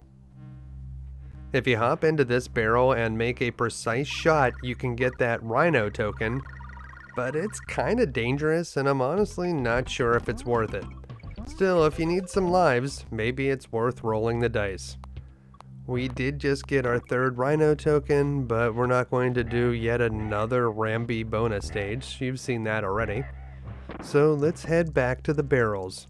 This time we're going to shoot across instead of down, and there's where that Rhino token was, so we will bounce off of this Necky, and now we need to navigate the barrels. Or at least until we get to this one, where we can fire downwards, and this will take us almost completely to the end of the level. We'll even get the G in Kong. Pretty awesome! The only thing you won't get by taking that shortcut is a blue 3 extra life balloon, which you can get at the very end, and it does feel a little bit like cheating, so let's go back into Snow Barrel Blast and take a look at that last segment. So we're just going to skip ahead to the end here. And here are the barrels once more. So if you don't go down, you need to avoid some zingers. I usually try to just go fast here, and it usually works pretty well. You can actually launch over some of the barrels, and down here you'll find a different G. But you can see that if you go quick enough, you'll make it to this spot where you'll find that 3-up balloon. It's tough to do, and I certainly recommend the shortcut instead of taking that path. But if you wanted to try it, well, it's up to you. That's definitely enough Snow Barrel Blast. Let's head over here to Slipslide Ride, where there is a shortcut that we can use to skip almost the entire level. Bounce off of an enemy up onto this rope, and over here, if you look carefully, there's an auto barrel in the upper left. You'll want to switch over to Donkey to be able to reach it. He's a little bit taller, so he can get in there. It's possible to do it as Diddy, but it's much easier as Donkey, and you'll just need to navigate a few more ropes. The purple ones will push you downwards, so you'll need to jump back and forth across those ones here at the end. But that's it, that's the exit. The warp barrel in there is very well camouflaged, so if you didn't know about that shortcut, I wouldn't blame you. Up in the same area where we found the warp barrel is where we will find the first normal bonus stage. There's 3 of them here, and you just need to pick up the barrel and smash the wall. Try to spell out Kong here. Just watch for the symbol that you're looking for before the one that you need. So at the very end we need a G, so we jumped whenever we saw the N appear. That's all you have to do, and you'll get a 1-up if you do it correctly. After you exit the bonus, grab the barrel and we can roll it down here to clear out some crumbling critters. And we can find a DK barrel over here if we need it, and if we don't, we can use it as a weapon against that army enemy. As you ride down this purple rope, jump over that zinger and grab this barrel and carefully hop over the zinger without touching it so that we can smash this wall where you'll find the second bonus stage. This time we need to spell out Nintendo, only hit the flashing letters, and if you hit them all, you'll be rewarded with a 1-up balloon. Nice. From here, there's only one more bonus stage to find, so we're just going to work our way to the right. Watch out for this army enemy. Remember, if you're Diddy, you may need to stomp him twice, and then jump onto this blue rope which will carry you upwards. Jump across the ropes where you see the bananas, that should help you avoid the zingers, and you'll find a DK barrel at the top if you need it. You'll need to bounce off of this Necky if you want to get that big bunch of bananas, and I like to switch to Donkey here because not only is he better at killing the army enemies, but there's a hidden bunch of bananas in the ground at the top there. Remember, this purple rope is going to try to carry you down into that zinger, so don't stay on it very long, and roll through those 2 crumbling critters to get through over here to the mid-level checkpoint. This auto barrel will launch us up here, and then we're going to jump off of this blue crumbling critter to reach that blue rope. Up here we'll be able to grab the O and a couple bunches of bananas, and if we jump down with some force, we can make a fish token appear. We'll switch over to Diddy, he's a little bit better on the ropes. Try to jump at the end of the bananas, but don't forget to go back to the left, because we'll find the third and final bonus stage of Slipslide Ride in here. And there's a lot of Slipslide riding going on in this bonus. It's easy to mess up and fall off the bottom here. You won't die if you do that, it's not that big of a deal. But we just found our 3rd Ostrich token, and now is a very good time to do an Expresso bonus. Because we were already in a bonus stage, whenever we finish it, we'll leave from the normal bonus exit. So we won't have to do any backtracking. Watch out for the bees over here on the right side, and you'll be able to find a barrel that will bring you back over to the left after collecting the N. Up here, there's a zinger patrolling around this blue rope, so just wait until he gets out of the way. And we'll hammer the ground to find another bunch of bananas, and then we're going to jump across these purple ropes that pull you downwards, and you want to jump to the next one after you grab the last banana, so that will tell you that you're getting too far down to the bottom of the rope. And here, these ropes try to push you downward, but if you just keep jumping back and forth across them, you can work your way up to the top. It's actually possible to jump up a single purple rope, as you can see there, and at the top of that one, you'll find the G in Kong to finish the word. And now it's time for Ice Age Alley. It's snowing hard here in Ice Age Alley, and if we lose Diddy near a wall, we'll be able to do a super jump, so that's a good spot right there near that blue Kremling. Then we can head back to the left, where we will grab a DK barrel and smash it to bring Diddy back.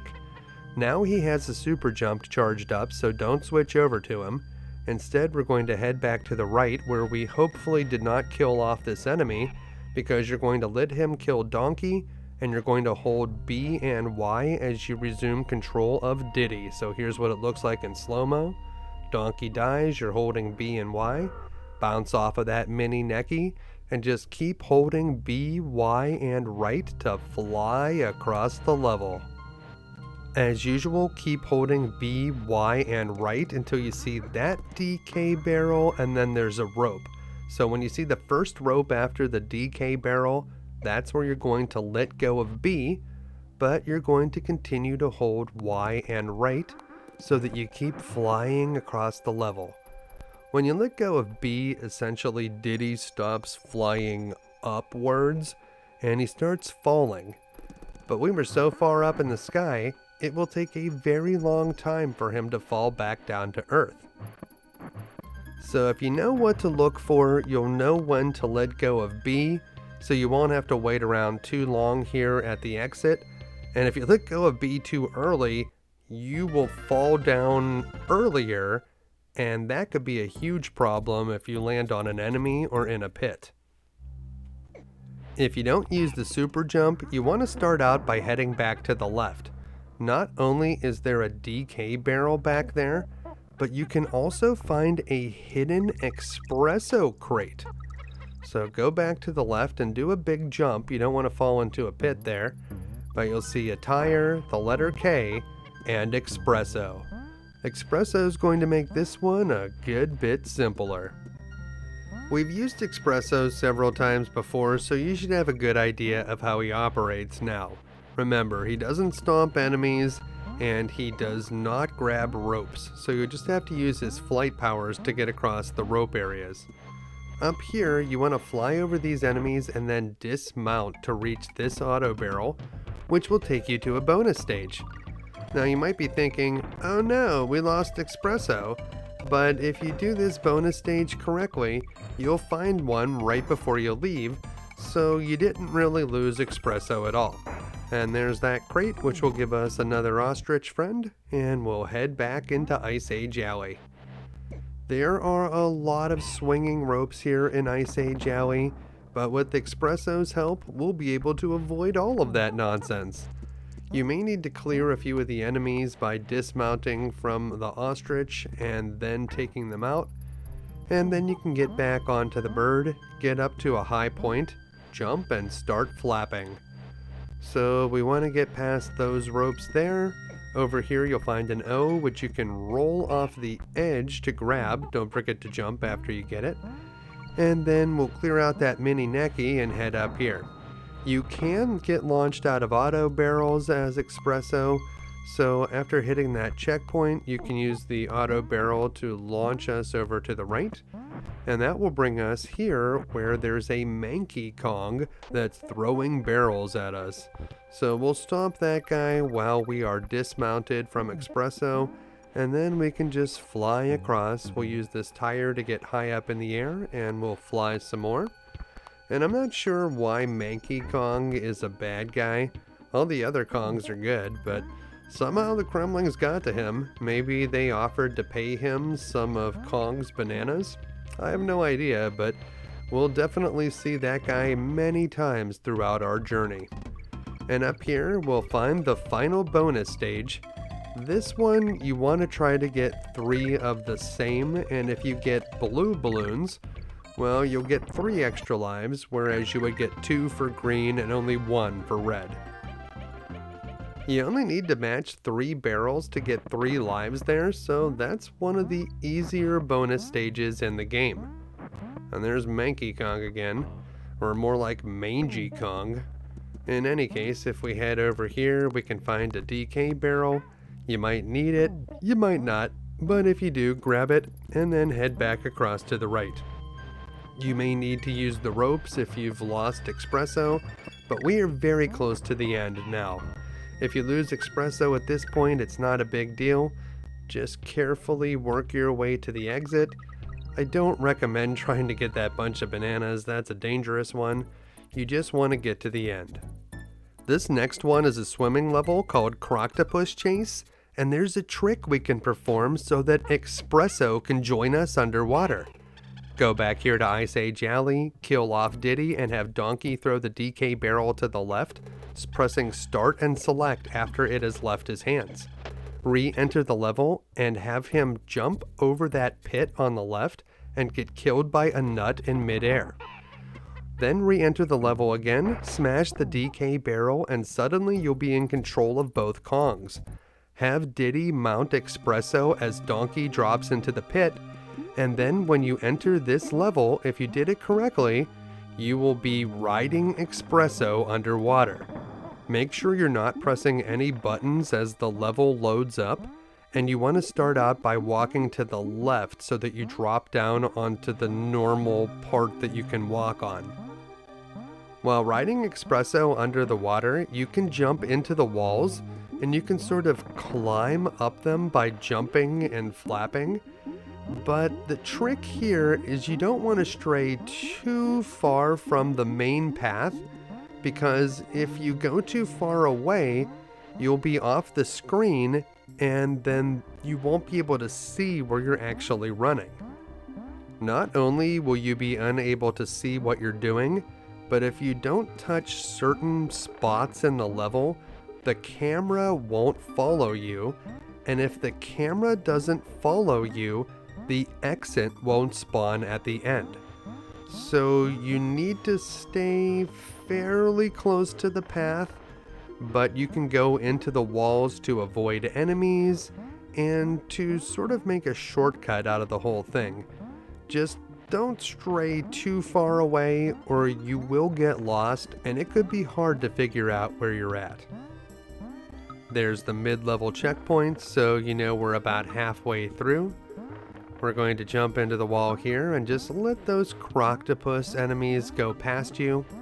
Although it seems that we've lost the camera a little bit, we may be able to find it up here. Just let it catch up to you if you need to. If you need to double back a little bit, you can do that too. You definitely don't want to get stuck in the wall somewhere. This is our first time through the level, so we can't just exit out of here. And we're going to keep following the path. So head over here to the right, we'll blast through these auto barrels. That is definitely part of the normal path. Watch out for some of those chomps enemies. We'll just hang out here in the wall while this Croctopus passes, and then we're going to follow behind it. We can just get ahead of it really, it's not that big of a deal. The camera is still with us, so that is good, and I think we're about 3/4 of the way through now. There is the end, that usually does mark the 75% mark. And we're just going to continue up here where we'll need to avoid this enemy and then just keep following behind.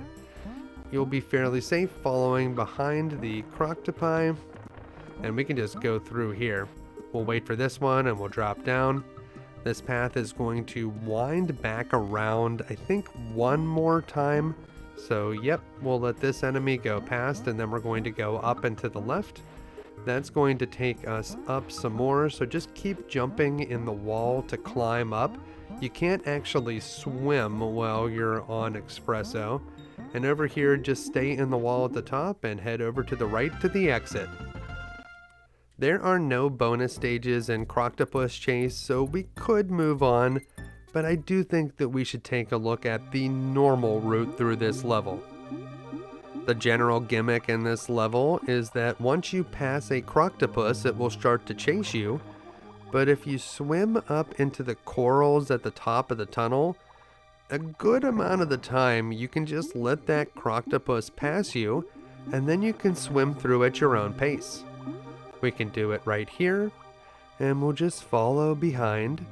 You can see it's guarding a bunch of bananas, but whenever you scroll the Croctopus off of the screen, if it's in its resting position, it will go away and you can collect those bananas. And we can swim around this Croctopus over here. Follow through and grab the K and just keep on working your way through the tunnels. And we'll head over here to the left. There's a Chomps Jr. here as well as a DK barrel. And you do want to watch out for those jellyfish enemies, which are called squidges. Those are actually dangerous. It's not always easier to let the Croctopus swim past you. There's a few spots where you might have to be chased, so be ready for that. But for the most part, you don't have to deal with it at all. When you get blasted through those auto barrels, head through the wall on the right. you'll find a hidden DK barrel, and up here, we'll find the letter O. Then you can just go down through this auto barrel again and resume the chase. This is one of the trickier ones to swim around, but it is possible. That's the spot that you want to be in.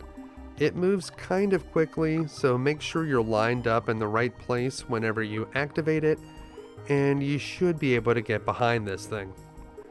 This is a very far tunnel to be chased by a Croctopus through, so it's nice to let that one go on ahead. That's going to bring us to the mid-level checkpoint. We can easily avoid a Croctopus by swimming up into the coral there. And then there's one here that you actually should probably swim away from, but you don't have to do it for very long. We'll head down here and we'll run from this Croctopus, but if you let it go under you, you can swim over here to the right, where we'll find a hidden frog token. And then we won't have to deal with that Croctopus anymore, so we can just swim up this way. From this spot, we're going to head over to the right and blast through these auto barrels. We'll pick up a few bananas, and we'll be sent over to the left. Don't get bit by the chomps in this spot.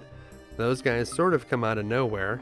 And here's a place where we can avoid yet another Croctopus. And as we follow behind it here, when you get to the bottom, if you go through the wall, you can find a few bunches of bananas. We'll also find a fish token here, but I'm not going to grab it. It would be our third fish token, and we would be sent pretty far back if we went to On Guard's bonus stage right now. But if it's something that you want to collect, by all means pick it up. We are being chased by the Croctopus here, and once we get to the end, we don't have to worry about it following us any longer. And then we're going to go up into this spot. That's where you want your head to be to get around this Croctopus. You need to activate it a little bit over to the left and then swim back to the right. But you can get past this one, and then if you head over here, you'll find a 1-up and an On Guard crate. It would have been really nice to have this guy earlier in the level, but better late than never. Even while riding On Guard, we can still go up into the coral to get around the Croctopi, so just follow behind this one, and we are very close to the end now. We'll just go up here to get around this one, follow behind it. It goes back to the left a little bit and up, but pretty soon we're going to see the red arrow sign, and then you just want to sort of blast through this corridor. There's a lot of squidges in there, and that will take you to the end. That's it for Croctopus Chase, and if we head over here onto Cranky's cabin, you'll notice that it looks exactly the same as it did in the first world. There's not even a hint of snow around the place. Not sure how he manages to keep it climate controlled, but let's head on to Torchlight Trouble next. Smash the crate to find the 5th animal companion, a parrot named Squawks. We are unable to ride Squawks, but he'll follow us along here in Torchlight Trouble, and he'll shine a flashlight so that we can actually see where we're going. It's possible to get through here without using Squawks, but you'd have to essentially have the entire level memorized, because it's very difficult to see the open pits. Donkey is very good at taking out the large enemies in this level, but Diddy is much better when you're navigating these flaming oil barrels. He can actually land on the right edge of one of those barrels without taking damage. If you try to do that as Donkey, you'll probably get hit. Grab this barrel and smash the wall to find the first bonus stage. This is a match 3 bonus, and the pattern here is banana, bunch of bananas, banana, 1-up. So you just want to jump whenever you see the single banana after the bunch of bananas, and you should get the 1-up every time. This leg of Torchlight Trouble features a bunch of mincers, which are large floating wheels of death. I don't know where those came from or how they are hovering there in the air, but they're not the kind of enemy that you can easily remove, so just try to avoid them. For this part, I like to use Donkey because there are so many of those Crusha enemies. You definitely don't want to be roll attacking them with the mincers around. So keeping Donkey as your main team member here so you can stomp on them is probably a good idea. Carry this barrel down from above and smash the wall just to the left of the exit to find the final bonus stage. This is one of those claptrap bonuses, and you can also find the letter G in here, so make sure to grab that before you go. As usual, if you're bitten by the claptrap, you'll have to leave the bonus stage, and this one takes quite a few hits to defeat. If you do manage to hit the claptrap enough times, you'll be able to get a rhino token, so do your best to avoid the monster and jump on it when it isn't flashing, and you'll want to grab as many of the banana bunches as you can, but just try to clear out the claptrap so you can get the ultimate reward. After completing the bonus stage, there's not much left to do here in Torchlight Trouble. Donkey can find a hidden bunch of bananas near the exit, but that's pretty much it. Onward to the next level, the final level in Gorilla Glacier. Before we head over to Rope Bridge Rumble, we can save the game here at Candy's save point, and you should have 62% right now if you've found all of the bonuses up to this point. We also now have access to a Funky's flights, so if you need some extra lives, you could go back to a previous world. But let's take a look at Rope Bridge Rumble. I like to start with Diddy in the lead to do this next super jump, and we're going to have him grab the DK barrel, run over here to the right, and then drop it and hold down. Diddy will be killed, and he'll do a big jump as he exits up that wall, and then we'll use the DK barrel to get him back. We'll head over here, kill off Donkey, and hold down B and Y to launch Diddy into the air. So here's what that looks like in slow motion. We'll bump one of the enemies, then lose Donkey, and now we're holding B and Y so that we jump as soon as we resume control with Diddy, and we just need to land on one of the armies to bounce up into the sky. There's a DK barrel coming up. Whenever it completely leaves the screen, stop holding B, but continue holding Y and right. As usual, if you let go of B too late, you'll be waiting around at the end of the level for Diddy to drop out of the sky, and if you let go too early, he'll drop down at a bad time, probably into a pit before you get to the end of the level. So look for that DK barrel, and well, we timed it great this time. And that's all there is to Rope Bridge Rumble. Of course, we can't go on to the boss without finding the 2 bonus stages in Rope Bridge Rumble, so let's go back to it and take it on the normal way. We'll get Donkey back, and as you head over here to the right, after you jump off of this tire, make sure to go to the left and drop in this auto barrel to head to this bonus stage. It just looks like there's some bananas in here at first, but there's a Winky crate if you can get to the end, so make sure you don't drop out early. You're definitely going to want Winky here in Rope Bridge Rumble.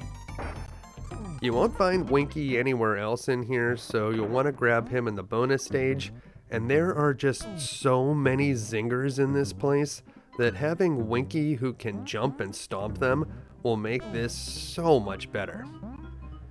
So we'll just smash our way through the enemies. Be very careful not to lose Winky, or it will get significantly more difficult. You'll have to avoid those zingers instead of just stomping on them. Over here you can find a DK barrel should you need it. And then we'll just continue over to the right. Hop from tire to tire, avoiding the zingers if you don't have Winky, and there is your mid-level checkpoint. To get this O, you simply need to roll towards it and jump once you collect the O. So it looks like something that should not work, but it definitely does. And you'll collect some bananas up here if you want them, but it is certainly not mandatory. There's another bunch of bananas over here. If you know how to get the O previously, you should be able to get that bunch of bananas with no problem. And there's the N. But the G is actually quite tricky to get in this location. It's obvious where it is. You'll see it right out in the open. It's right there. You would think that you can just roll off the edge and collect it, but that typically ends in death. No, what you want to do is the classic dismount. Just like you would with Yoshi in Super Mario World, collect the G and dismount from Winky.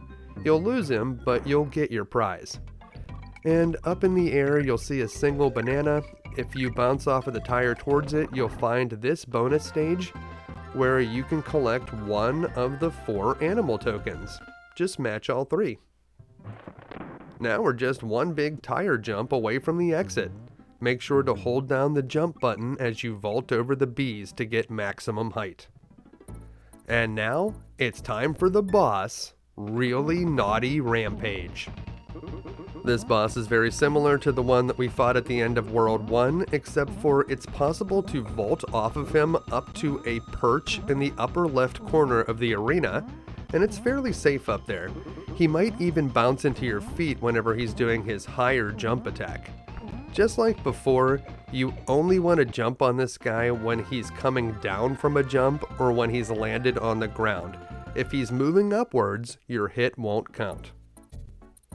Have you noticed this pirate ship that's appeared over on the left side of the world map? That definitely was not there before, and it's been getting closer and closer as we finish each world. That's where we'll take on the final boss, so keep an eye on that.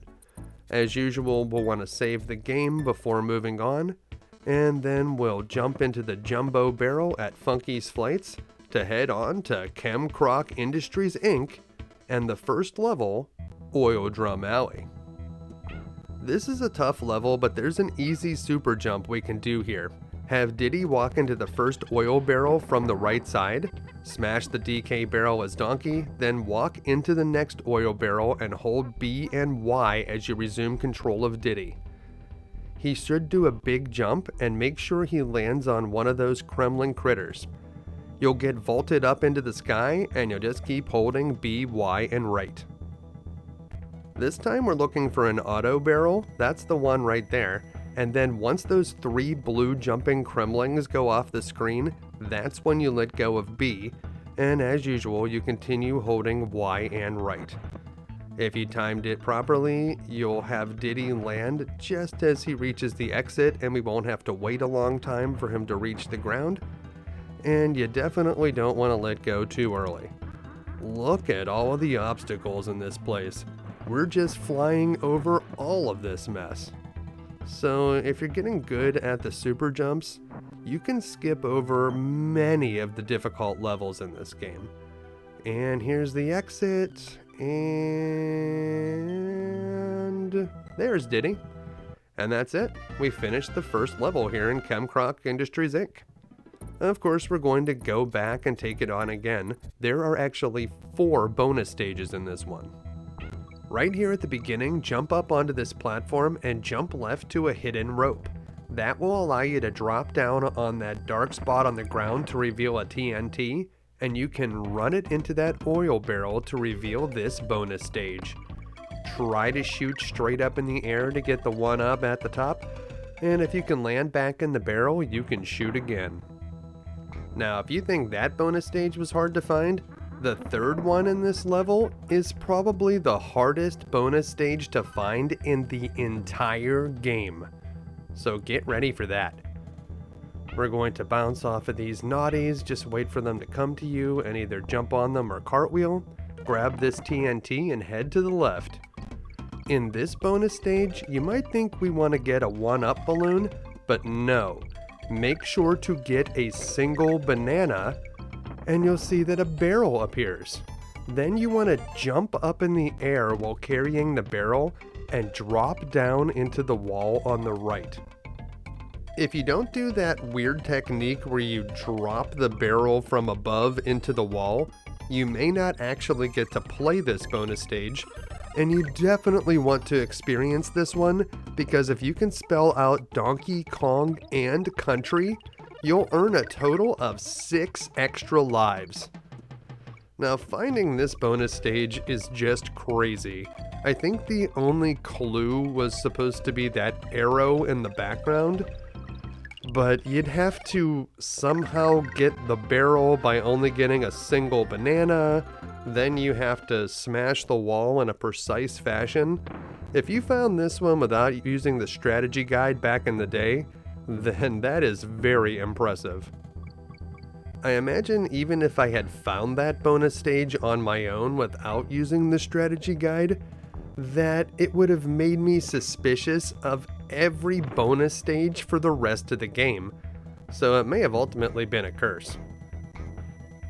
If we roll this tire far enough to the right, we'll be able to use it to get a bunch of bananas. You'll need to push it with a little bit of momentum to get it through the oil barrels, but just keep pushing it and there's the bananas, and eventually we'll find the O in Kong. So push it through this one. If it gets stuck in there, just kind of run at the barrel and you should be able to get it to move, just like that. And over here is where we're going to find the O, and that's really all we needed that tire for. We're coming up on the mid-level checkpoint, so we can just hop up there and smash the continue barrel. And over here you'll see a dark spot on the ground. If you jump from this oil barrel, you can find a hidden DK barrel. And then if you drop down here, you can find a hidden Rambi crate. Rambi will be very useful here. Manky Kong throws barrels at us, but Rambi can smash right through them. Try to keep Rambi until you see this oil barrel up in the air, then you can use him to break the wall. If you don't have Rambi there, you can also use a barrel, and you can just mash the button in that bonus area to quickly get through and collect all the rewards. Over here, we'll see some oil barrels with fire in them. Wait until the fire starts to go down and then jump. So jump, jump this time. There's 2 jumps. But those are the easier oil barrels. There's some more complicated ones that we'll see here in a moment. If you still have Rambi, he'll make short work of the Manky Kong here. And these are the more challenging oil barrels. Watch the pattern here.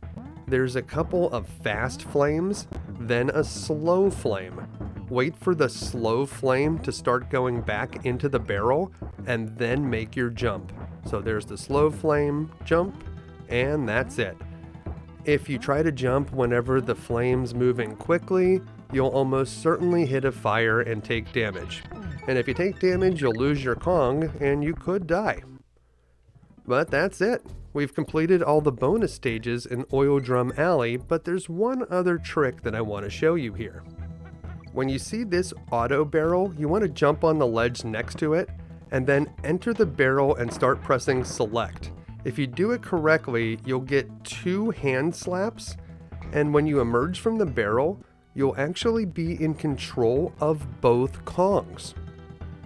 Because we started as Donkey before we went into the auto barrel, he's the main one that we're controlling, so Diddy won't take damage from enemies and he could wander off the screen.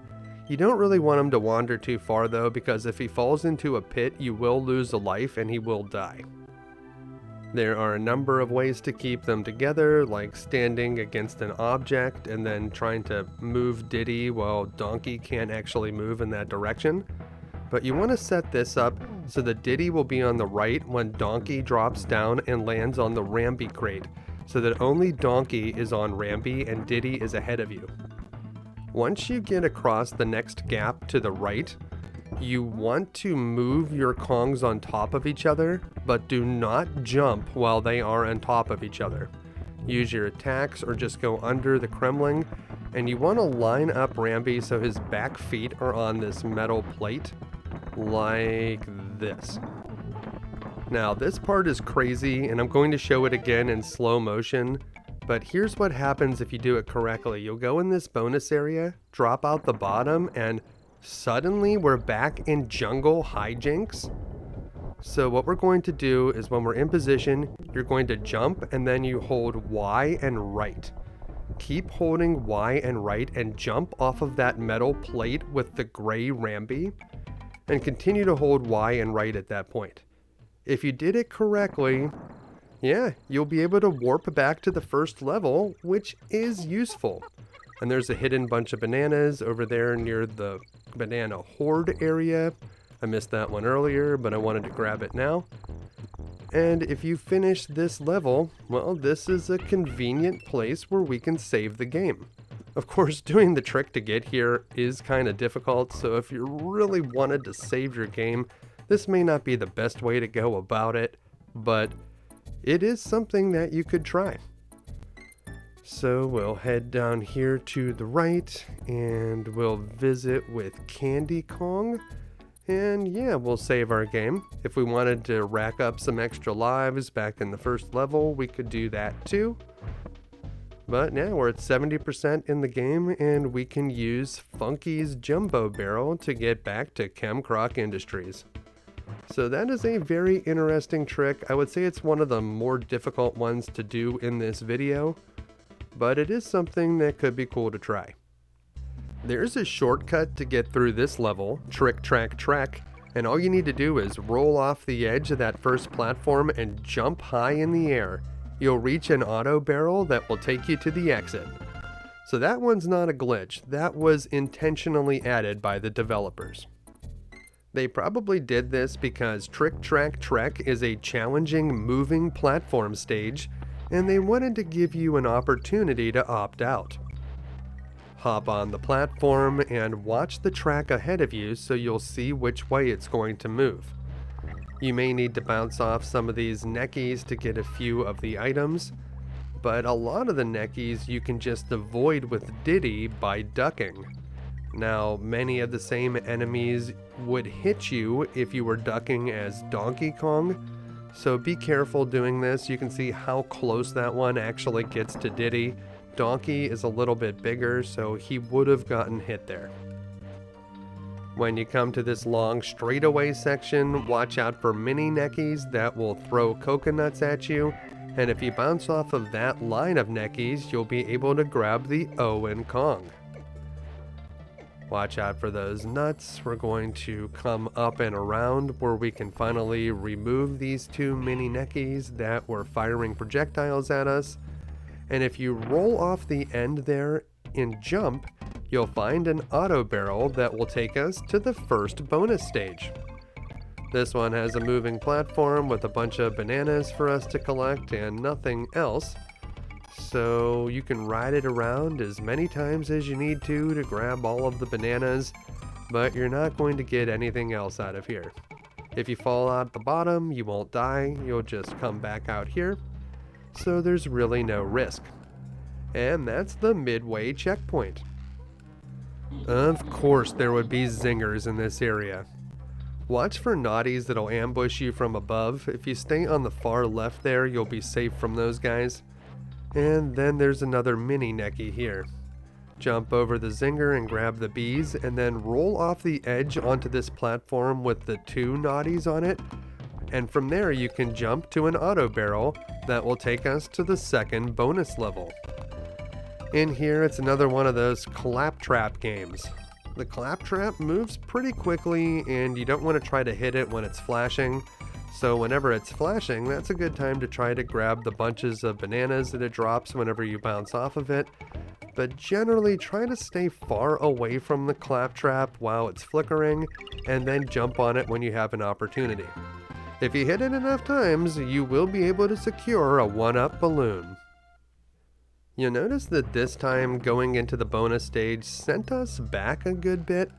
So I guess the programmers wanted to place us where the platform started, and that's just what they had to do. But it is a minor setback. So we'll ride through this area again, we'll get rid of that Necky, we'll jump over the zinger, and here is where the bonus barrel was, and you can see that it is not there anymore.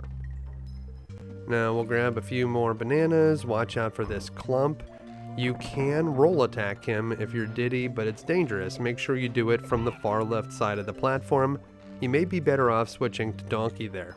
This clump will not walk off the platform, he just kind of hangs out up there. And here's another Necky that tries to attack you with coconuts. Carefully grab the N and wait on the right side of the platform to avoid that claptrap. And there's the G in Kong. Stay on the left for these two claptraps and jump over them whenever they land on the platform, and stay on the right here to avoid Manky Kong. Oh, Manky Kong, our traitorous cousin. Of course he was waiting to ambush us here. If you wait on the left side of the platform, you'll be able to easily avoid that crusher, and make sure to jump off of the platform before it falls off the edge. Here's Manky Kong again. If we take him out and then drop down below, you'll find a frog token, and I want you to be aware that if this is your third frog token and you're taken to the Winky bonus stage, you will be sent all the way back to the mid-level checkpoint, so think about whether or not you really want to get that one if it's going to be your third. Down here, we will find the third and final bonus stage of Trick Track Trek, and this is a simple match 3 game. The blue balloon is the best prize. It will get you 3 1-ups, so you should probably try for that. There are no more bonus stages hidden in bonus stages in this game, so we don't have to worry about getting a lesser prize ever just to make some sort of barrel appear. And with that, let's head over to Elevator Antics. This trick is very cool. It's known as the Antics Blaster, and it's not like the typical super jump that we've been doing to get through a lot of these levels. This one will send you straight through, and you won't even have to go to the exit. You do have to go about halfway through the level to be able to do it though, so just quickly work your way through these beginning parts. We'll look at them more in depth later. Make sure that when you get to the mid-level continue barrel that you do not hit it, and do not kill this Necky. Don't kill that guy, don't hit the continue barrel. Head over here, you can get rid of that clump, and on the other side of these coal elevators, you'll find a steel keg. Carry it over with Donkey, throw it at the wall, and catch it. Then head back here and jump into the continue barrel with the steel keg in your hand. Suddenly you'll have an invisible barrel. Drop it right there at the edge, and jump on top of that Necky. If you did it correctly, and you should be holding B, Y, and left whenever you jump onto him, you'll boost up into the sky and instantly finish the level. So here it is in slow motion. Invisible barrel, walk over to the left, press down and release Y at the very edge, don't get hit by the Necky, then immediately jump, hold B and Y as you jump and bounce off of that enemy. You'll go up into the air, and that will be it for Elevator Antics. It's a difficult trick to perform, but a very interesting one to see. According to Candy's save point, we're up to 75%, and we're going to head back into Elevator Antics so that we can find the 3 hidden bonus stages here. The first bonus stage is actually up, and we'll find it using these ropes. Grab the K and then jump back here to the left. Climb this rope up to the top and enter a hidden cave. This is another one of those spell Kong bonus stages. So just wait for the letter before the one that you need and then jump up to claim it. And if you spell it out properly, you'll get a single 1-up. Not bad. Now from here, we're going to head to the right. You can cartwheel through some enemies. So cartwheel will roll through those slippas, but watch out for the Necky on the other side. You can't really cartwheel through the projectiles that the Necky is spitting at you. And over here, well, you'll see there's one of those barrels that's spitting out slippas, so they'll just keep coming out of there. And you'll want to climb up the rope here where we can find a DK barrel. Hop over to the right and grab the rope, jump over when the zinger is moving downward, and then climb down to the bottom of this rope to get back on solid ground. Crawl under. You don't really have to do anything special to crawl. You'll automatically do that whenever you enter a tight passage. And we're going to stay between these 2 zingers, and then go all the way to the top, jump up over the top of the cave, where you'll find another hidden bonus. You need to be a little bit more precise in this one. You can't just mash the buttons. And if I were to collect that Ostrich token, I would have 3 and I would be kicked out of the bonus stage. So I blasted over it so you could see that there is a 2-up balloon on the far right side. We'll smash the continue barrel because we're not doing the Antics blaster this time. And here are the coal elevators. Don't be afraid to ride those elevators down a little bit lower than may look safe. You can actually find some good stuff down there. We'll grab this steel keg, which is useful for clearing out the mini Neckies or the clump enemies, especially when you're playing as Diddy, because Diddy can't just jump onto the clumps to kill them. Hop onto this upward moving elevator and roll through those enemies, and then we'll grab this steel keg and use it to roll over that next set of clumps. We're going to switch over to Donkey so that we can stomp the clump enemies that we're going to see at the end of these elevators, but you want to jump quickly across so you don't end up on the zingers. And up here you'll find a DK barrel should you need it. Do a big jump at the end there. Even if you don't see a platform when you start the jump, one should catch you from underneath. Now we're going to jump over this zinger, and we will grab the G whenever it's convenient to do so. You probably want to get rid of that mini Necky first. Now we're going to jump onto this platform, roll off the edge and do a big jump so that we get caught by a platform that's coming up from below. This part's tricky. You just need to do a big jump and believe that the next platform is coming. Use the tire to get up above this mini Necky. And the last bonus stage is down here below the exit, so ride the elevator down and head on into the cave. In here there's just some bananas, so try to blast off using the barrel, and if you can land back in the barrel, you'll be able to shoot again. After grabbing as many bananas as you can, you'll be dropped down onto the exit, and that's it for elevator antics. Next up is the poison pond. Go through the wall to the left of the starting point here in the poison pond, and you'll find a hidden on-guard crate. That's going to make things a lot easier in here, and you want to head straight up to collect the K before you start heading over to the right. Should we actually be swimming in here? I mean, the water is clearly toxic, and it's called the poison pond. I mean, we don't seem to be experiencing any adverse effects at the moment, but if we wake up tomorrow morning with 2 heads, well, I guess we'll know what happened. So what are the Kremlings actually doing here at Kemkroc Industries Inc.? It seems like the only thing these factories produce is pollution, like they're some sort of Captain Planet villains. I don't exactly know, but I have a feeling it has something to do with bananas. In any case, use On Guard to take out the bite-size or squidge enemies that get in your way, and just generally avoid the mincers. Over here to the left, there's going to be a mincer that moves from left to right. Watch out for that one, sometimes it can surprise you, but if you stay up here at the top, you can actually get over it with no problem. And we'll just head over here to the left. Just keep swimming, and there's going to be a couple pairs of mincers here.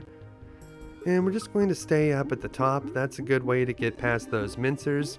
It's similar to the strategy that we used in Croctopus Chase to get around the Croctopi. And there are several squidge enemies here, so just spear your way through those. If you don't have On Guard still, you'll just have to avoid them. And there's the mid-level checkpoint. Down here we can grab a bunch of bananas. That's not a super exciting prize, but over on the right side here, we'll be able to find another On Guard crate if you need it. So don't follow the bananas for a moment and head over here to the right. Watch out for these mincers down at the bottom and head up here where you'll find another fish friend. You might need that guy if you lose a life and you have to restart from the checkpoint. From here, we're going to head up and go over here to the right, avoiding that mincer. There's a DK barrel down at the bottom if you need it, but the way we need to go is up. Now, when you see these 3 mincers, there's going to be a spot in the ceiling you can go through where you'll be able to find a rhino token. And actually, anytime you see 3 mincers in that triangular formation in this level, that's going to tip you off that there's an area where you can go through the wall. Watch out for a faster moving mincer here, and as we head over here to the left, well, here's another one of those triangular formations of mincers. Whenever you see that, hang out down here until it's safe, and then go back over to the left, where you'll be able to find a hidden spot in the wall that you can go through. Over here, we'll find an Ostrich token. And that's our 3rd Ostrich token, so we'll be taken to the Expresso bonus stage. If you don't go to the Expresso bonus stage, you'll be able to blast through an auto barrel there, and that will send you through the wall, which is a little bit of a shortcut. So I'll show you what that looks like here. We're just going to go over to the left. The Ostrich token isn't there anymore, and now we've been blasted through the wall, and we're over on the left side. Now we need to go up here, but if you want to see what we missed, well, we didn't miss much. Down here there's a DK barrel if you need it, but it's mostly just dangerous mincers, so avoid that, and instead we're going to head straight up this narrow shaft. As you head up here, look for this little cove on the left, hang out there until you see the mincer on the top start to go up, and then quickly ascend and head to the right. We're almost at the end now, but there's a whole school of bite-sized enemies right here at the end. Stay near the top and you should be mostly safe, but you will need to dip down if you want to get that G. So we'll dip down and grab the G, but we want to stay up here at the top and just swim on through. Go past those mincers, and the exit is right here. Now that Poison Pond is completed, I can show you a fun trick where we can actually take Rambi underwater.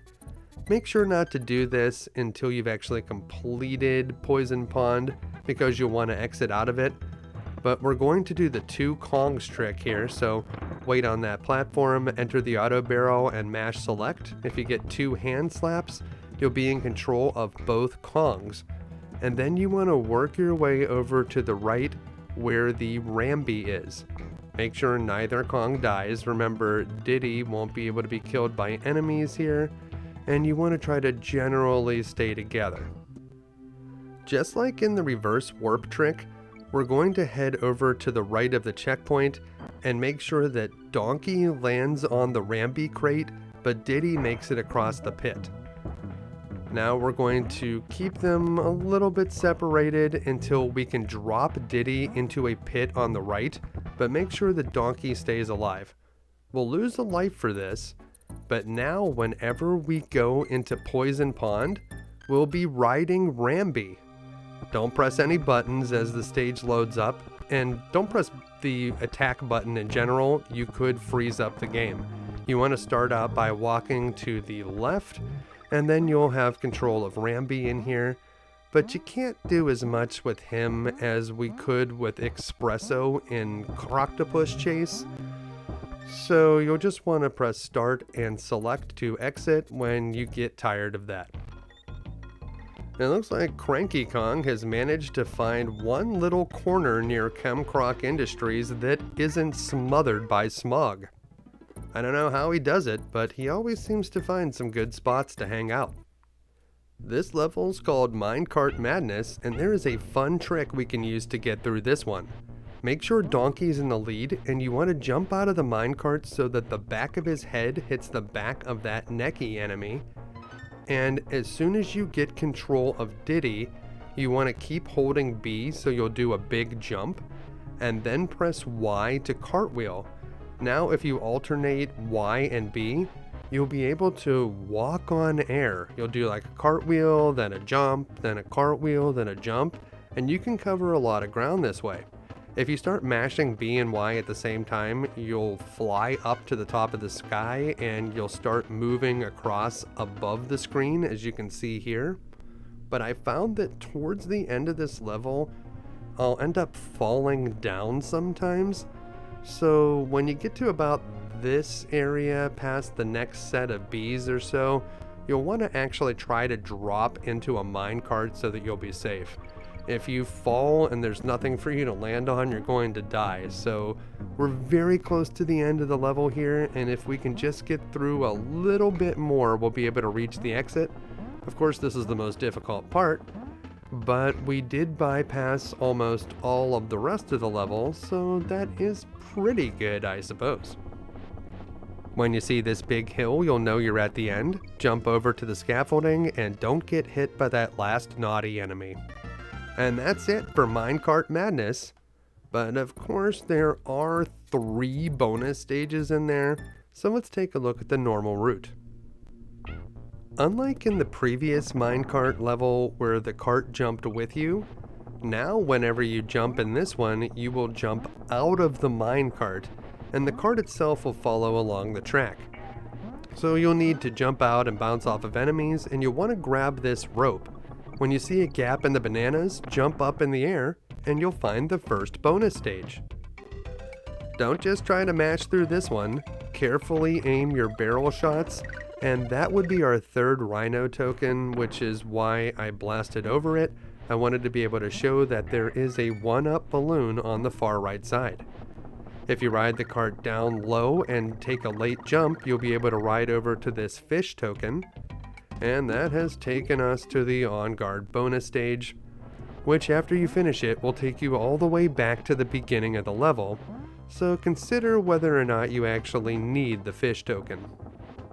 Cutting back to where we were, if you stay on the top side, you'll see what that path looks like, and there is the mid-level checkpoint, so we'll smash that continue barrel, and now we're looking for a floating tire up in the sky. There it is. Jump to it and you'll find an auto barrel on the other side, and that will bring us here to the 2nd bonus stage. We'll actually collect the rhino token this time, because now whenever we exit the Rambi bonus stage, we'll go to the exit of that bonus stage. So that will put us in a normal spot and won't set us back as far. So sometimes it's good to collect those tokens, and other times it's more disruptive. If you need extra lives, always grab the animal token, but if you have a ton in reserve, you may want to consider whether or not you actually want to collect it. This last bit is tough. Whenever you jump over the zingers, make sure you're holding down the B button so that you get maximum height, and you want to quickly get off of that tire, and this is that last hill. Now whenever you jump over to the right, you can jump back to the left and take these tires up to the final bonus stage of Minecart Madness. In here we can bounce around and grab some bananas. Once you've grabbed enough, head over to the right, or you can just drop out the bottom. It's really all the same. And that's it, we've reached the exit. There's only one more level here in World 5, and it's Blackout Basement. Ah yes, I do remember college. Well, Blackout Basement refers to the fact that while you're in this level, the lights continuously flicker on and off. And whenever the lights are off, they are off. It is very dark and you can't see the enemies or the platforms. So whenever it's totally dark, I wouldn't make any major jumps. Just wait until the lights come back on, you'll be a lot safer. We can roll over to the left here to get this fish token and then do a jump back to the platform. And I would say that the most difficult part of this level is whenever we have to navigate ropes in the dark. But for now, you just want to take your time, slowly work your way to the right, and try to only jump when the lights are on. It's really that simple. There are no hidden bonus stages in the first half of Blackout Basement, so don't worry about finding any until after you're past the continue barrel. And here's our first rope. That rope was still until we jumped onto it, so that one's easy. It'll be a little bit tougher whenever we need to jump onto a moving rope. Playing as Donkey here is a little bit better so that he can stomp the enemies, and you want to jump to this rope in the dark after you see it moving away from you. You should be able to catch it. That's one of the toughest ones. Wait on these moving platforms until you can see where you are jumping to. So jump, and and keep heading over to the right where you'll find some of these platforms that fall out from under you. And there are a bunch of clap traps over on the right side, so be ready for those as well. Here you want to wait on the last falling platform and you'll drop into a bonus. In here we'll need to use the barrels to shoot us around so we can collect the bananas, and the flashing lights actually make this a good bit more difficult. Do your best to get all the bananas, but if you mess up and fall out the bottom, it's not that big of a deal. And from here, we're pretty much at the end. You'll drop down and make this steel keg appear, and if you throw it to the left, jump on it and ride it to the right, you'll be able to ride it all the way to the exit. Not only that, whenever you get to the end, you'll bounce back and you'll hit into a wall that will open up and you'll find the second bonus stage. Alright, where do we think the balloon is this time? Yep, if you said the second one from the left, you were correct. And there are no more hidden bonus stages here in Blackout Basement, but before we go, we'll head back over to the left to grab the G in Kong. And if we go back a little bit farther, there's a few more items that we can pick up, but you really just need to head to the right where the exit is. So that's all that there is here. Head over to the exit and make your way to the end. The boss of Kemkroc Industries Inc. is Dumb Drum, and this is not an extremely difficult boss. You want to keep moving left to right until you see the boss actually appear in the top of the screen, and you just don't want to be underneath it when it comes down. If you're moving left to right, it shouldn't be too hard to avoid, and it's going to launch a couple enemies at you. You'll need to clear those enemies, and they'll get progressively more dangerous as you go. Here there are some clap traps. Just keep moving left and right to avoid the drum as it drops down. And it's going to drop a couple of clumps on us this time. As Donkey, you can stomp those, but as Diddy, you will need to roll into them. And this time, it's going to drop a couple of armies. Armies are the last enemy inside the drum, so once you stomp those two, you will have won the fight. It's really that easy. The pirate ship on the world map is even closer now, because there's only one more world to finish. Before we head over there, make sure to save your game at Candy's save point, and make sure you have a lot of extra lives in reserve. Either go back to Millstone Mayhem or Jungle Hijinx if you need to collect more. You do not want to start World 6 with just a few lives in reserve. That would be a disaster. And the first level here is Tanked Up Trouble.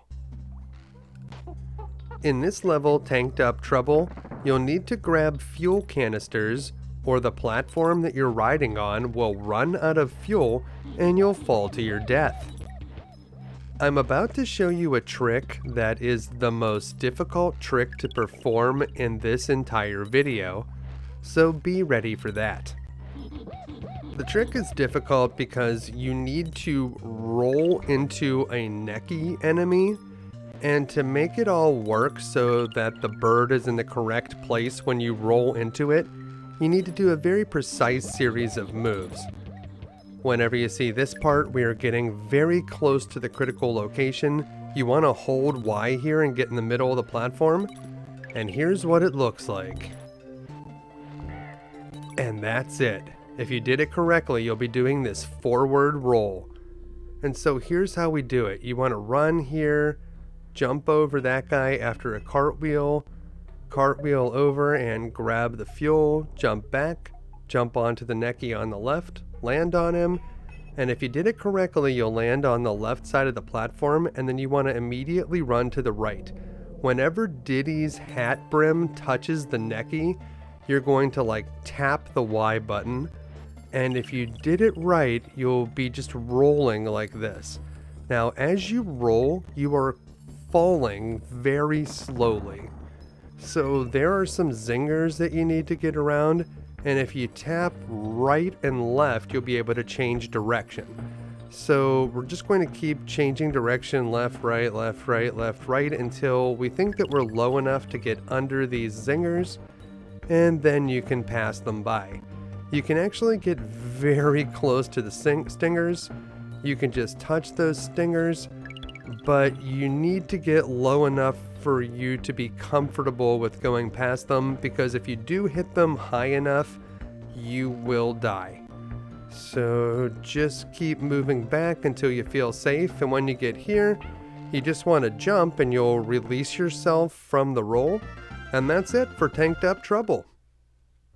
Now that you've seen that trick, let's go back into Tanked Up Trouble and do it the normal way. There's only one bonus stage in this level, and you'll find it as soon as the platform starts moving upward. Right there, go off the edge and there's a hidden auto barrel just below the track. Where do you think the 1-up balloon stops? If you said the far right, you were correct. And we'll add that to our ever-growing amount of extra lives. We probably have like, I don't know, 1 billion at this point. And then we'll drop back onto the platform to continue our journey. Now that we don't have to worry about bonus stages, we can focus on fuel. You don't have to get all of the fuel containers here at the beginning, but you at least need to get every other fuel canister, and I recommend just trying to get as many of them as you can, because it's better to be safe than sorry. Head up onto these dropping platforms and you can even get a bunch of bananas, and over here we'll find the O. Bounce off of that Kremlin critter, but bounce back to the platform quickly. It will leave you behind. Grab the bananas, then hop from Necky to Necky to get this smaller fuel canister. Then we're going to walk off the edge near this line of bananas where you'll be launched up into a larger fuel canister. At this point, you normally need to bail and jump off of the platform, but if you collected that larger fuel canister, you'll be able to ride it up to a hidden fish token. We'll hit the continue barrel and continue on with a new platform. We can't afford to be missing fuel canisters now. The ones that we find in this area are smaller and will only give us 3 units of fuel instead of completely filling up the platform. So keep collecting those, and over here we can push this tire. So push it onto the platform, and then we can use it to collect the fuel above. We don't really need the tire anymore, so if you lose it here, it's not that big of a deal. Stay underneath to grab the N, and then jump up here to grab a big canister of fuel. Don't jump into that barrel. Instead, just grab the bunch of bananas between the 2 barrels without jumping into them. There's one more spot where the tire is useful, but you don't actually need it to get over those zingers. And over here, we're just grabbing very small fuel canisters before we find this large one. If you miss any of those, you'll probably die, so make sure to grab all of the fuel. And over here, grab this canister, and don't worry about that auto barrel up above. If you can jump over these zingers, you'll be able to get the G in Kong. Of course, if you're not worried about getting the G, you can jump into that auto barrel and it will launch you over here to the right, and you can skip that last little segment. The next level is Manic Mincers, and we can use a super jump to get out of this one. Just run Diddy into the first enemy and then smash the DK barrel as Donkey Kong. Carefully work your way over to the right, and when you get here, you're going to switch, and you want to be holding B and Y as you switch, and then you're just going to quickly walk off the edge. Walk off the edge while holding B and Y, and the Rambi crate will launch you into the sky.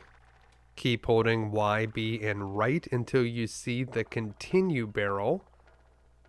Look for it, look for it. There it is. Let go of B, keep holding Y and right, and you should fall down just at the exit. I would say that this is the easiest super jump to do, so if you need to practice super jumps, you might want to start with this one. It's certainly nice to be able to skip this difficult level, but once we drop down here at the end, we are going to have to go back into it so that we can get the bonus stages required for 101%. And let's see how well we did the timing this time. And there's Diddy and Donkey. So pretty good. But yes, we will head back into Manic Mincers. There are 2 hidden bonuses to find. The key to the normal strategy here in Manic Mincers is riding Rambi. Pick up the DK barrel at the beginning if you need it and grab the K. Keep heading to the right and you'll find the Rambi crate. When you're riding Rambi, it will make you feel like you need to go fast, but you actually want to take your time. If you go too quickly, the obstacles will quickly come up on you and you may not have a chance to avoid them. So take your time as you head to the right, and when you see some mincers, slow down and jump over them, and also make sure to clear out any enemies that are coming your way before you jump over any other obstacles. There's a mincer that moves between those two, so watch out for it. And over here we'll find the continue barrel marking the mid-level checkpoint. We're going to use Rambi to open up the first bonus area, but if you lose him along the way, don't worry too much. There is a barrel nearby. So there's that barrel, and here's that bonus area. Inside there are 3 claptraps. Yeah, this is probably the most difficult claptrap bonus of them all. Do your best to not get bitten while you bounce off of them and try to hit them enough times to get the final bonus. This one's a little bit fast and furious. You want to try to keep them grouped on one side so that they're not all spread out, but if you do manage to do it, you'll get a 1-up balloon. And we've emerged from the bonus stage where we can do another 1-up trick. As Diddy, walk off this ledge and you want to hold right as you bounce off of this crusher. You'll hit him multiple times and you can score a ton of 1-ups. You will probably lose Diddy whenever you break the loop, but you'll be able to find another DK barrel a little bit deeper into this level. Hop over 2 mincers here, and grab the DK barrel to bring back Diddy. You'll want to play as Donkey here. There are quite a few Crusher enemies, so work your way to the right, and over here we'll want to jump whenever the mincers are on the side so that you don't hit them, and you'll need to quickly jump again to get off of that platform. You can stay in the middle here and you won't get hit by that moving mincer, and inside this cave, this is the mincer room. This is not an official bonus stage that goes towards 101%. There's no bonus stage music, but it does behave like a bonus area. If you get hit by one of the mincers, instead of losing a Kong, you'll just exit the cave. Outside, you'll find this TNT, which you can use to smash a wall on the right, where we'll find a real bonus stage. So this one does count. And where do we think it is this time? Yep, 3rd from the left. That'll give us another 1-up, and there are no more hidden bonuses here in Manic Mincers, so just make your way to the goal. We are getting very close to the end of the game. Only 3 levels left. This one is called Misty Mine, and we can do a super jump here. You want to get hit by an enemy with Diddy near the beginning so that he has to jump over that wall. Throw the DK barrel to bring him back.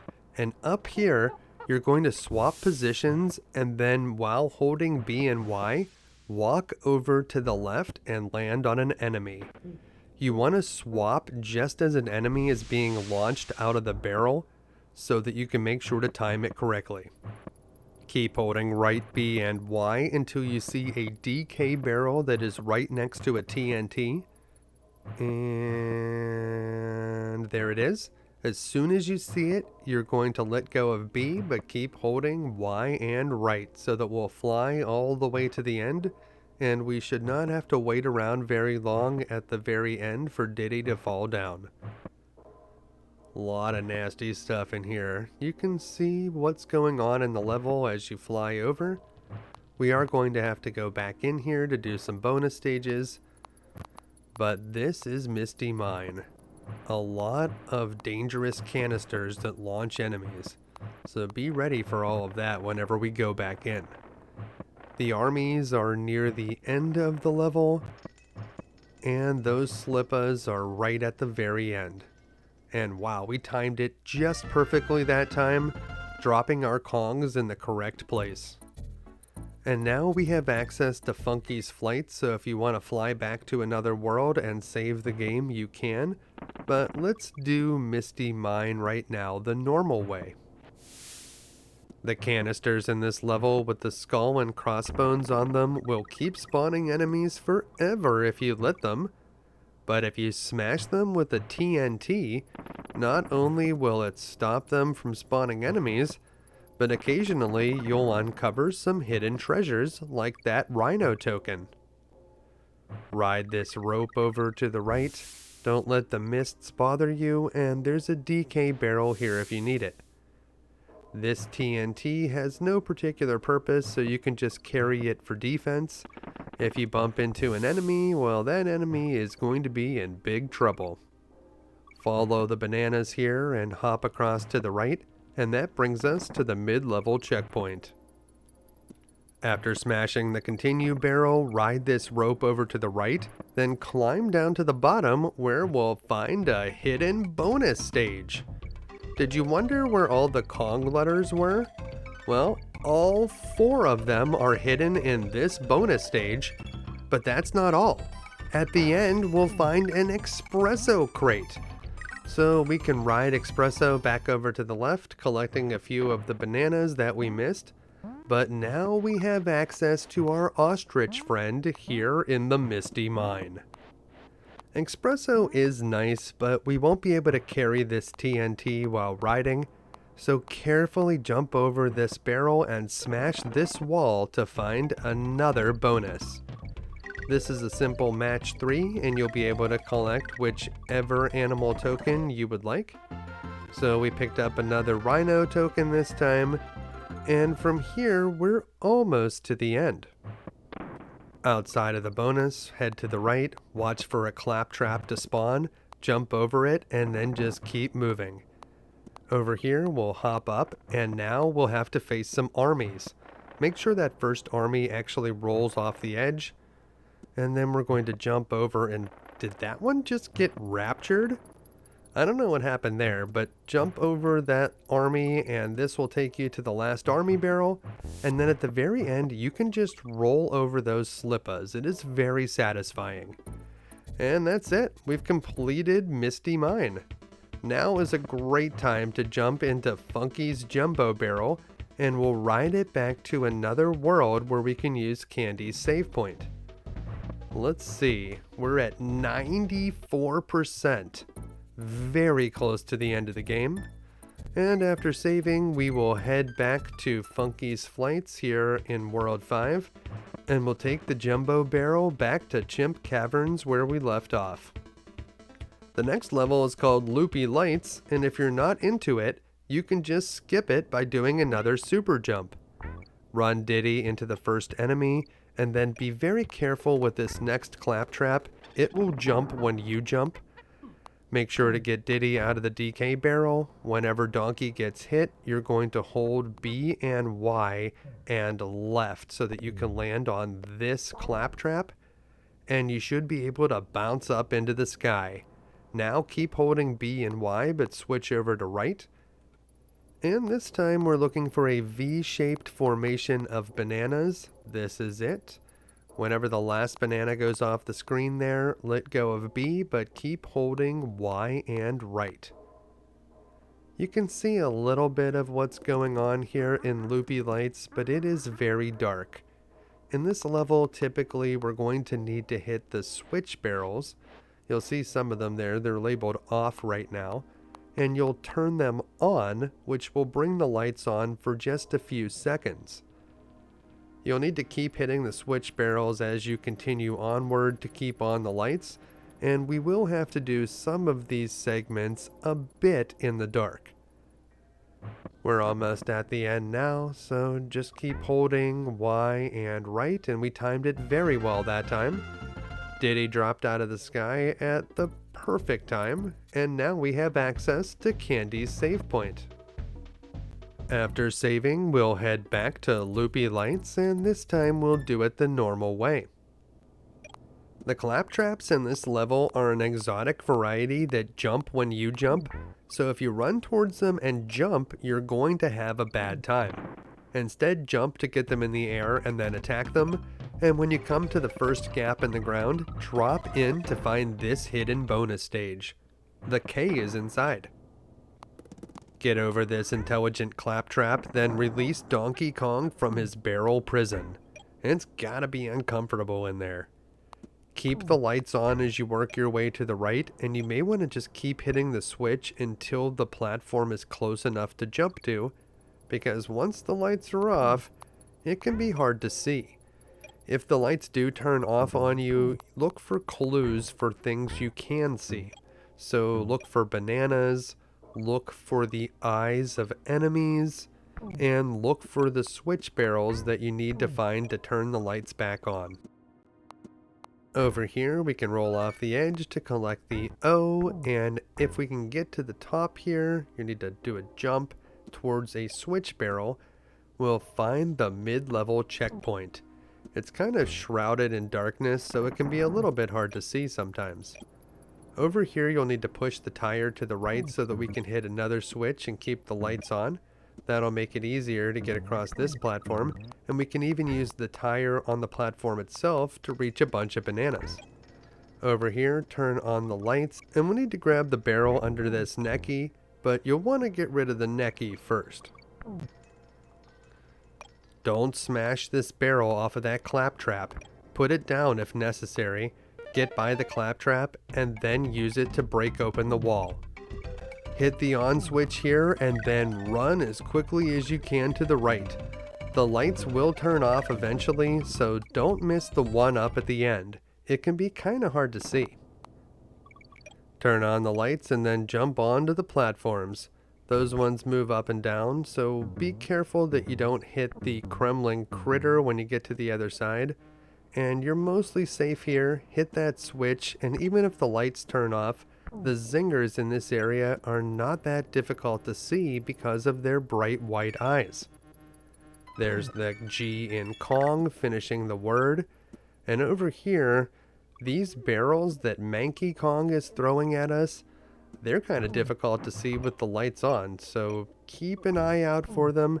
Head over here to grab a bunch of bananas from the ground, and then there's one more enemy before the exit.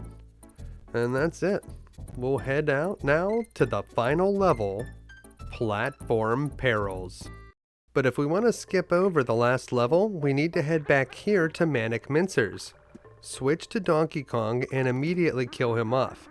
Have Diddy jump in the air and throw that DK barrel, and once it's completely out of his hands but before it breaks, press start and select to exit, then re-enter Manic Mincers.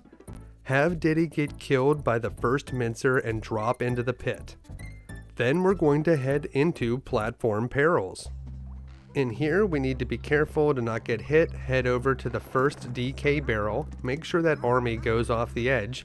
Then we're going to run to the left and jump, and we should land on this platform. And when we're right about at that spot, you're going to throw the DK barrel.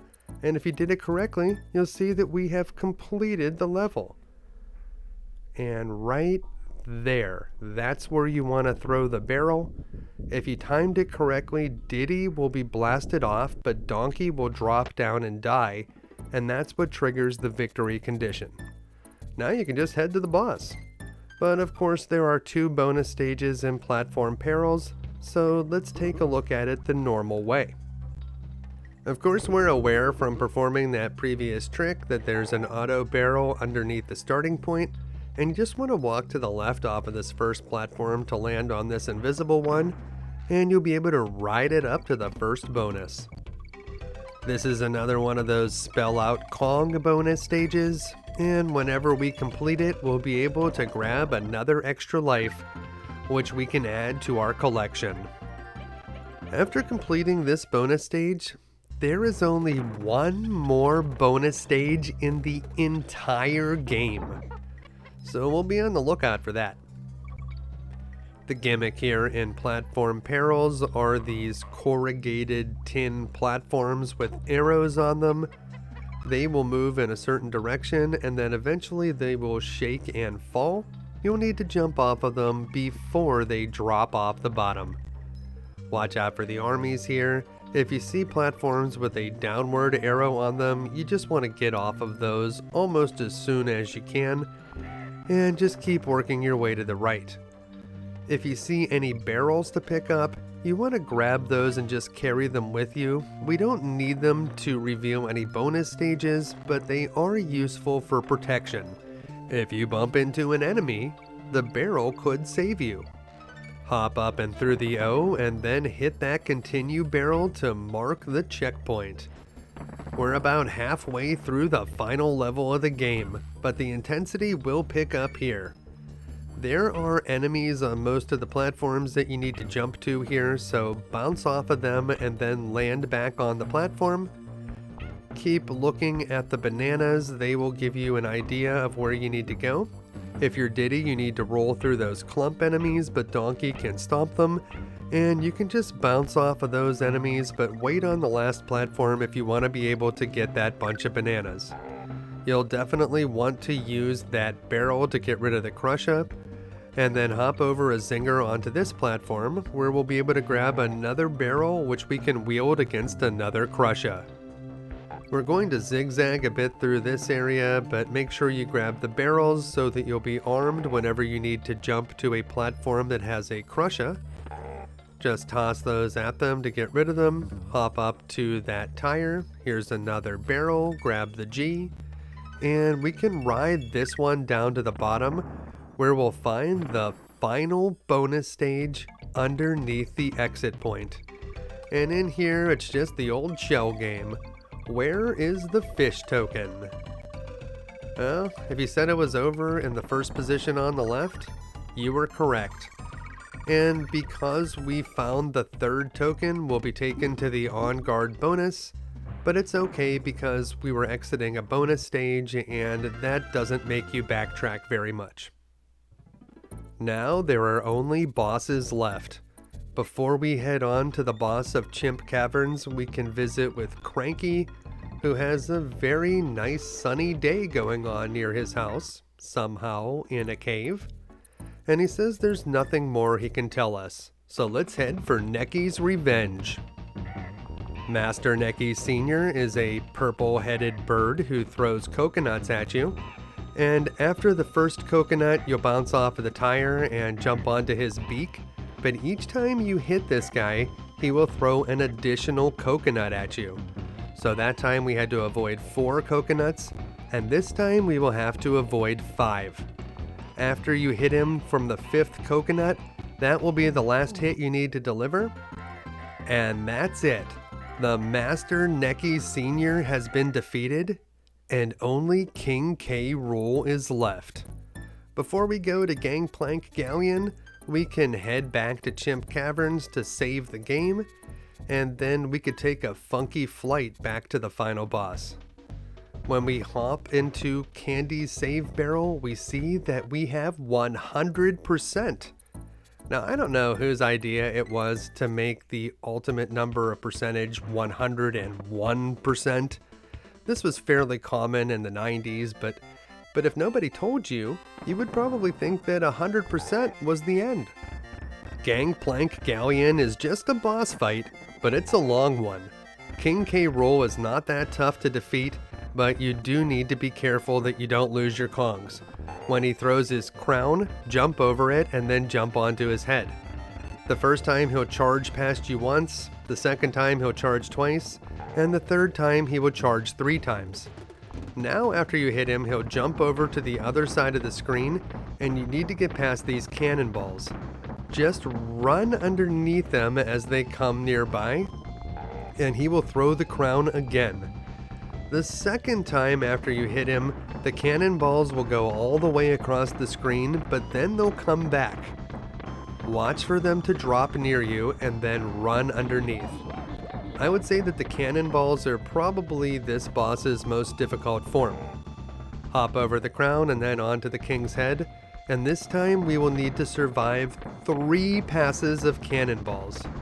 So here's the first one, then coming back to the left, run underneath, and then they're coming back from the left to the right, go under again, watch for the crown throw, and this time when we hit the king, it looks like he's defeated, but don't be fooled. These credits are a trick. Of course, we know that this game wasn't coded by someone named Claptrap, but what is actually going on here? Is the king showing us these credits to make us leave him alone? Well, I don't know, but after the end question mark scrolls off the screen, he will wake up again, and it's time for the final phase. Stay close to the king and he'll jump over you. He'll throw the crown, hop over it, and then stay close to him again. After the first time he jumps across here, you want to stand near the mast in the middle. That's a safe-ish spot. So we'll stay by the mast now. Just stay by the mast. And this time, after we jump over the crown and land on the king's head, he will be defeated. And that's it. We've done it. We've beaten Donkey Kong Country. All we can do now is sit back, relax, and enjoy the cheesy ending. With King K. Rool defeated, we're back at Cranky's cabin, and he is showering us with praise. If you really did find all of the bonus areas, this speech that he gives us here will be slightly different, as he says, "What a player you are, Donkey my lad. You've beaten the Kremlings and found absolutely everything. You're nearly as good as I used to be." He won't say that if you don't have 101%. And then we'll see Kong's banana hoard finally filled with bananas again. I mean, maybe the cave goes for miles. We're definitely going to need a lot of space to hold that many bananas. And from here, we'll see the full cast of characters. It starts with the enemies, which is nice if you don't know the names of the enemies. You may have just called those bees before, but now you know that they're zingers and that the snake is a slippa. I'd still like to know what Manky Kong's story is. It seems like he is very angry at us for some reason. The enemies are broken up into categories, so we'll see these aquatic enemies next. And after that, we'll see the main Kremlings followed by the bosses. I think that's how the order goes. There's Squidge. Squidge is being chased by a Chomps Jr. But not when there's 4 Squidges. And yes, here are the Kremling characters. The Kremlings seem to be a race of bipedal crocodile creatures. I'm not sure what their deal is, but they do seem to like bananas. So I guess we know that about them. Finally, we see the bosses complete with sound effects. First we have Very Gnawty, which is an extremely large beaver. Could you imagine if you saw a beaver the size of a gorilla? That might be more terrifying than an enormous bee the size of a gorilla, or some sort of sentient container of toxic waste. I'm still gonna be more concerned when I see that beaver. King K. Rool just runs on by. He does not want to be a part of this. Then we get to see our animal buddies, including On Guard, Winky, and even Squawks the parrot. Following our animal friends, we'll see the Kongs. And at this point, Cranky Kong starts to appear, saying that it's probably his turn. This is just something that he likes to do. Surely it's me next, and surely it is Cranky Kong. And of course, if it wasn't for Cranky Kong, none of these Kongs would be here today, so we do owe him that. And at the very end, we see a Donkey Kong victory dance, but it's short-lived because Diddy steps on his foot, and then they just start beating each other up. Yeah, it's a little bit violent, but I guess that's just how gorillas are. This turns into a whole slapstick routine like something out of the Three Stooges. Diddy even bites Donkey's finger. And after that, we get one last message from Cranky Kong, because this guy always has to get the last word in. And that's it. Roll the credits. You know, for a revival of a classic property, Donkey Kong Country hits all of the right notes. The controls feel great, there are a lot of references to the original material, but it's all reimagined for a new time. Back when I was a kid, I thought this game was fairly difficult, and while I was able to beat it, if I knew all the tricks that I knew now, I would have probably considered this one to be pretty easy. I never got to 101% when I played this one as a kid, but I didn't know that whenever you found all of the bonus stages within a given level that the exclamation point would appear. I wish that someone would have explained that to me, because I thought that figuring out which bonus stages I was missing was going to be nearly impossible after finishing the game, so I just never really tried. Although I probably would have been very annoyed about not being able to find the one in Oil Drum Alley that you have to do from within another bonus level. That one is extremely devious, and I don't think that any of the later games had anything that was that mean. Like, I definitely was able to find everything in Donkey Kong Country 2 and 3 without using a guide, but this one would have been really tough. And now that the credits are over, there's only one last thing to do. Let's take a look at our save file and see that 101%. And there it is. Well, I hope this video was able to help you finally beat Donkey Kong Country, returning all of the missing bananas to Donkey Kong's hoard. If it did, make sure to give it a like, and make sure to subscribe for more videos. Because there will always be more crocodilian villains trying to steal our supplies, and that's why we'll be back again next week with another video game you can beat. Thanks for watching.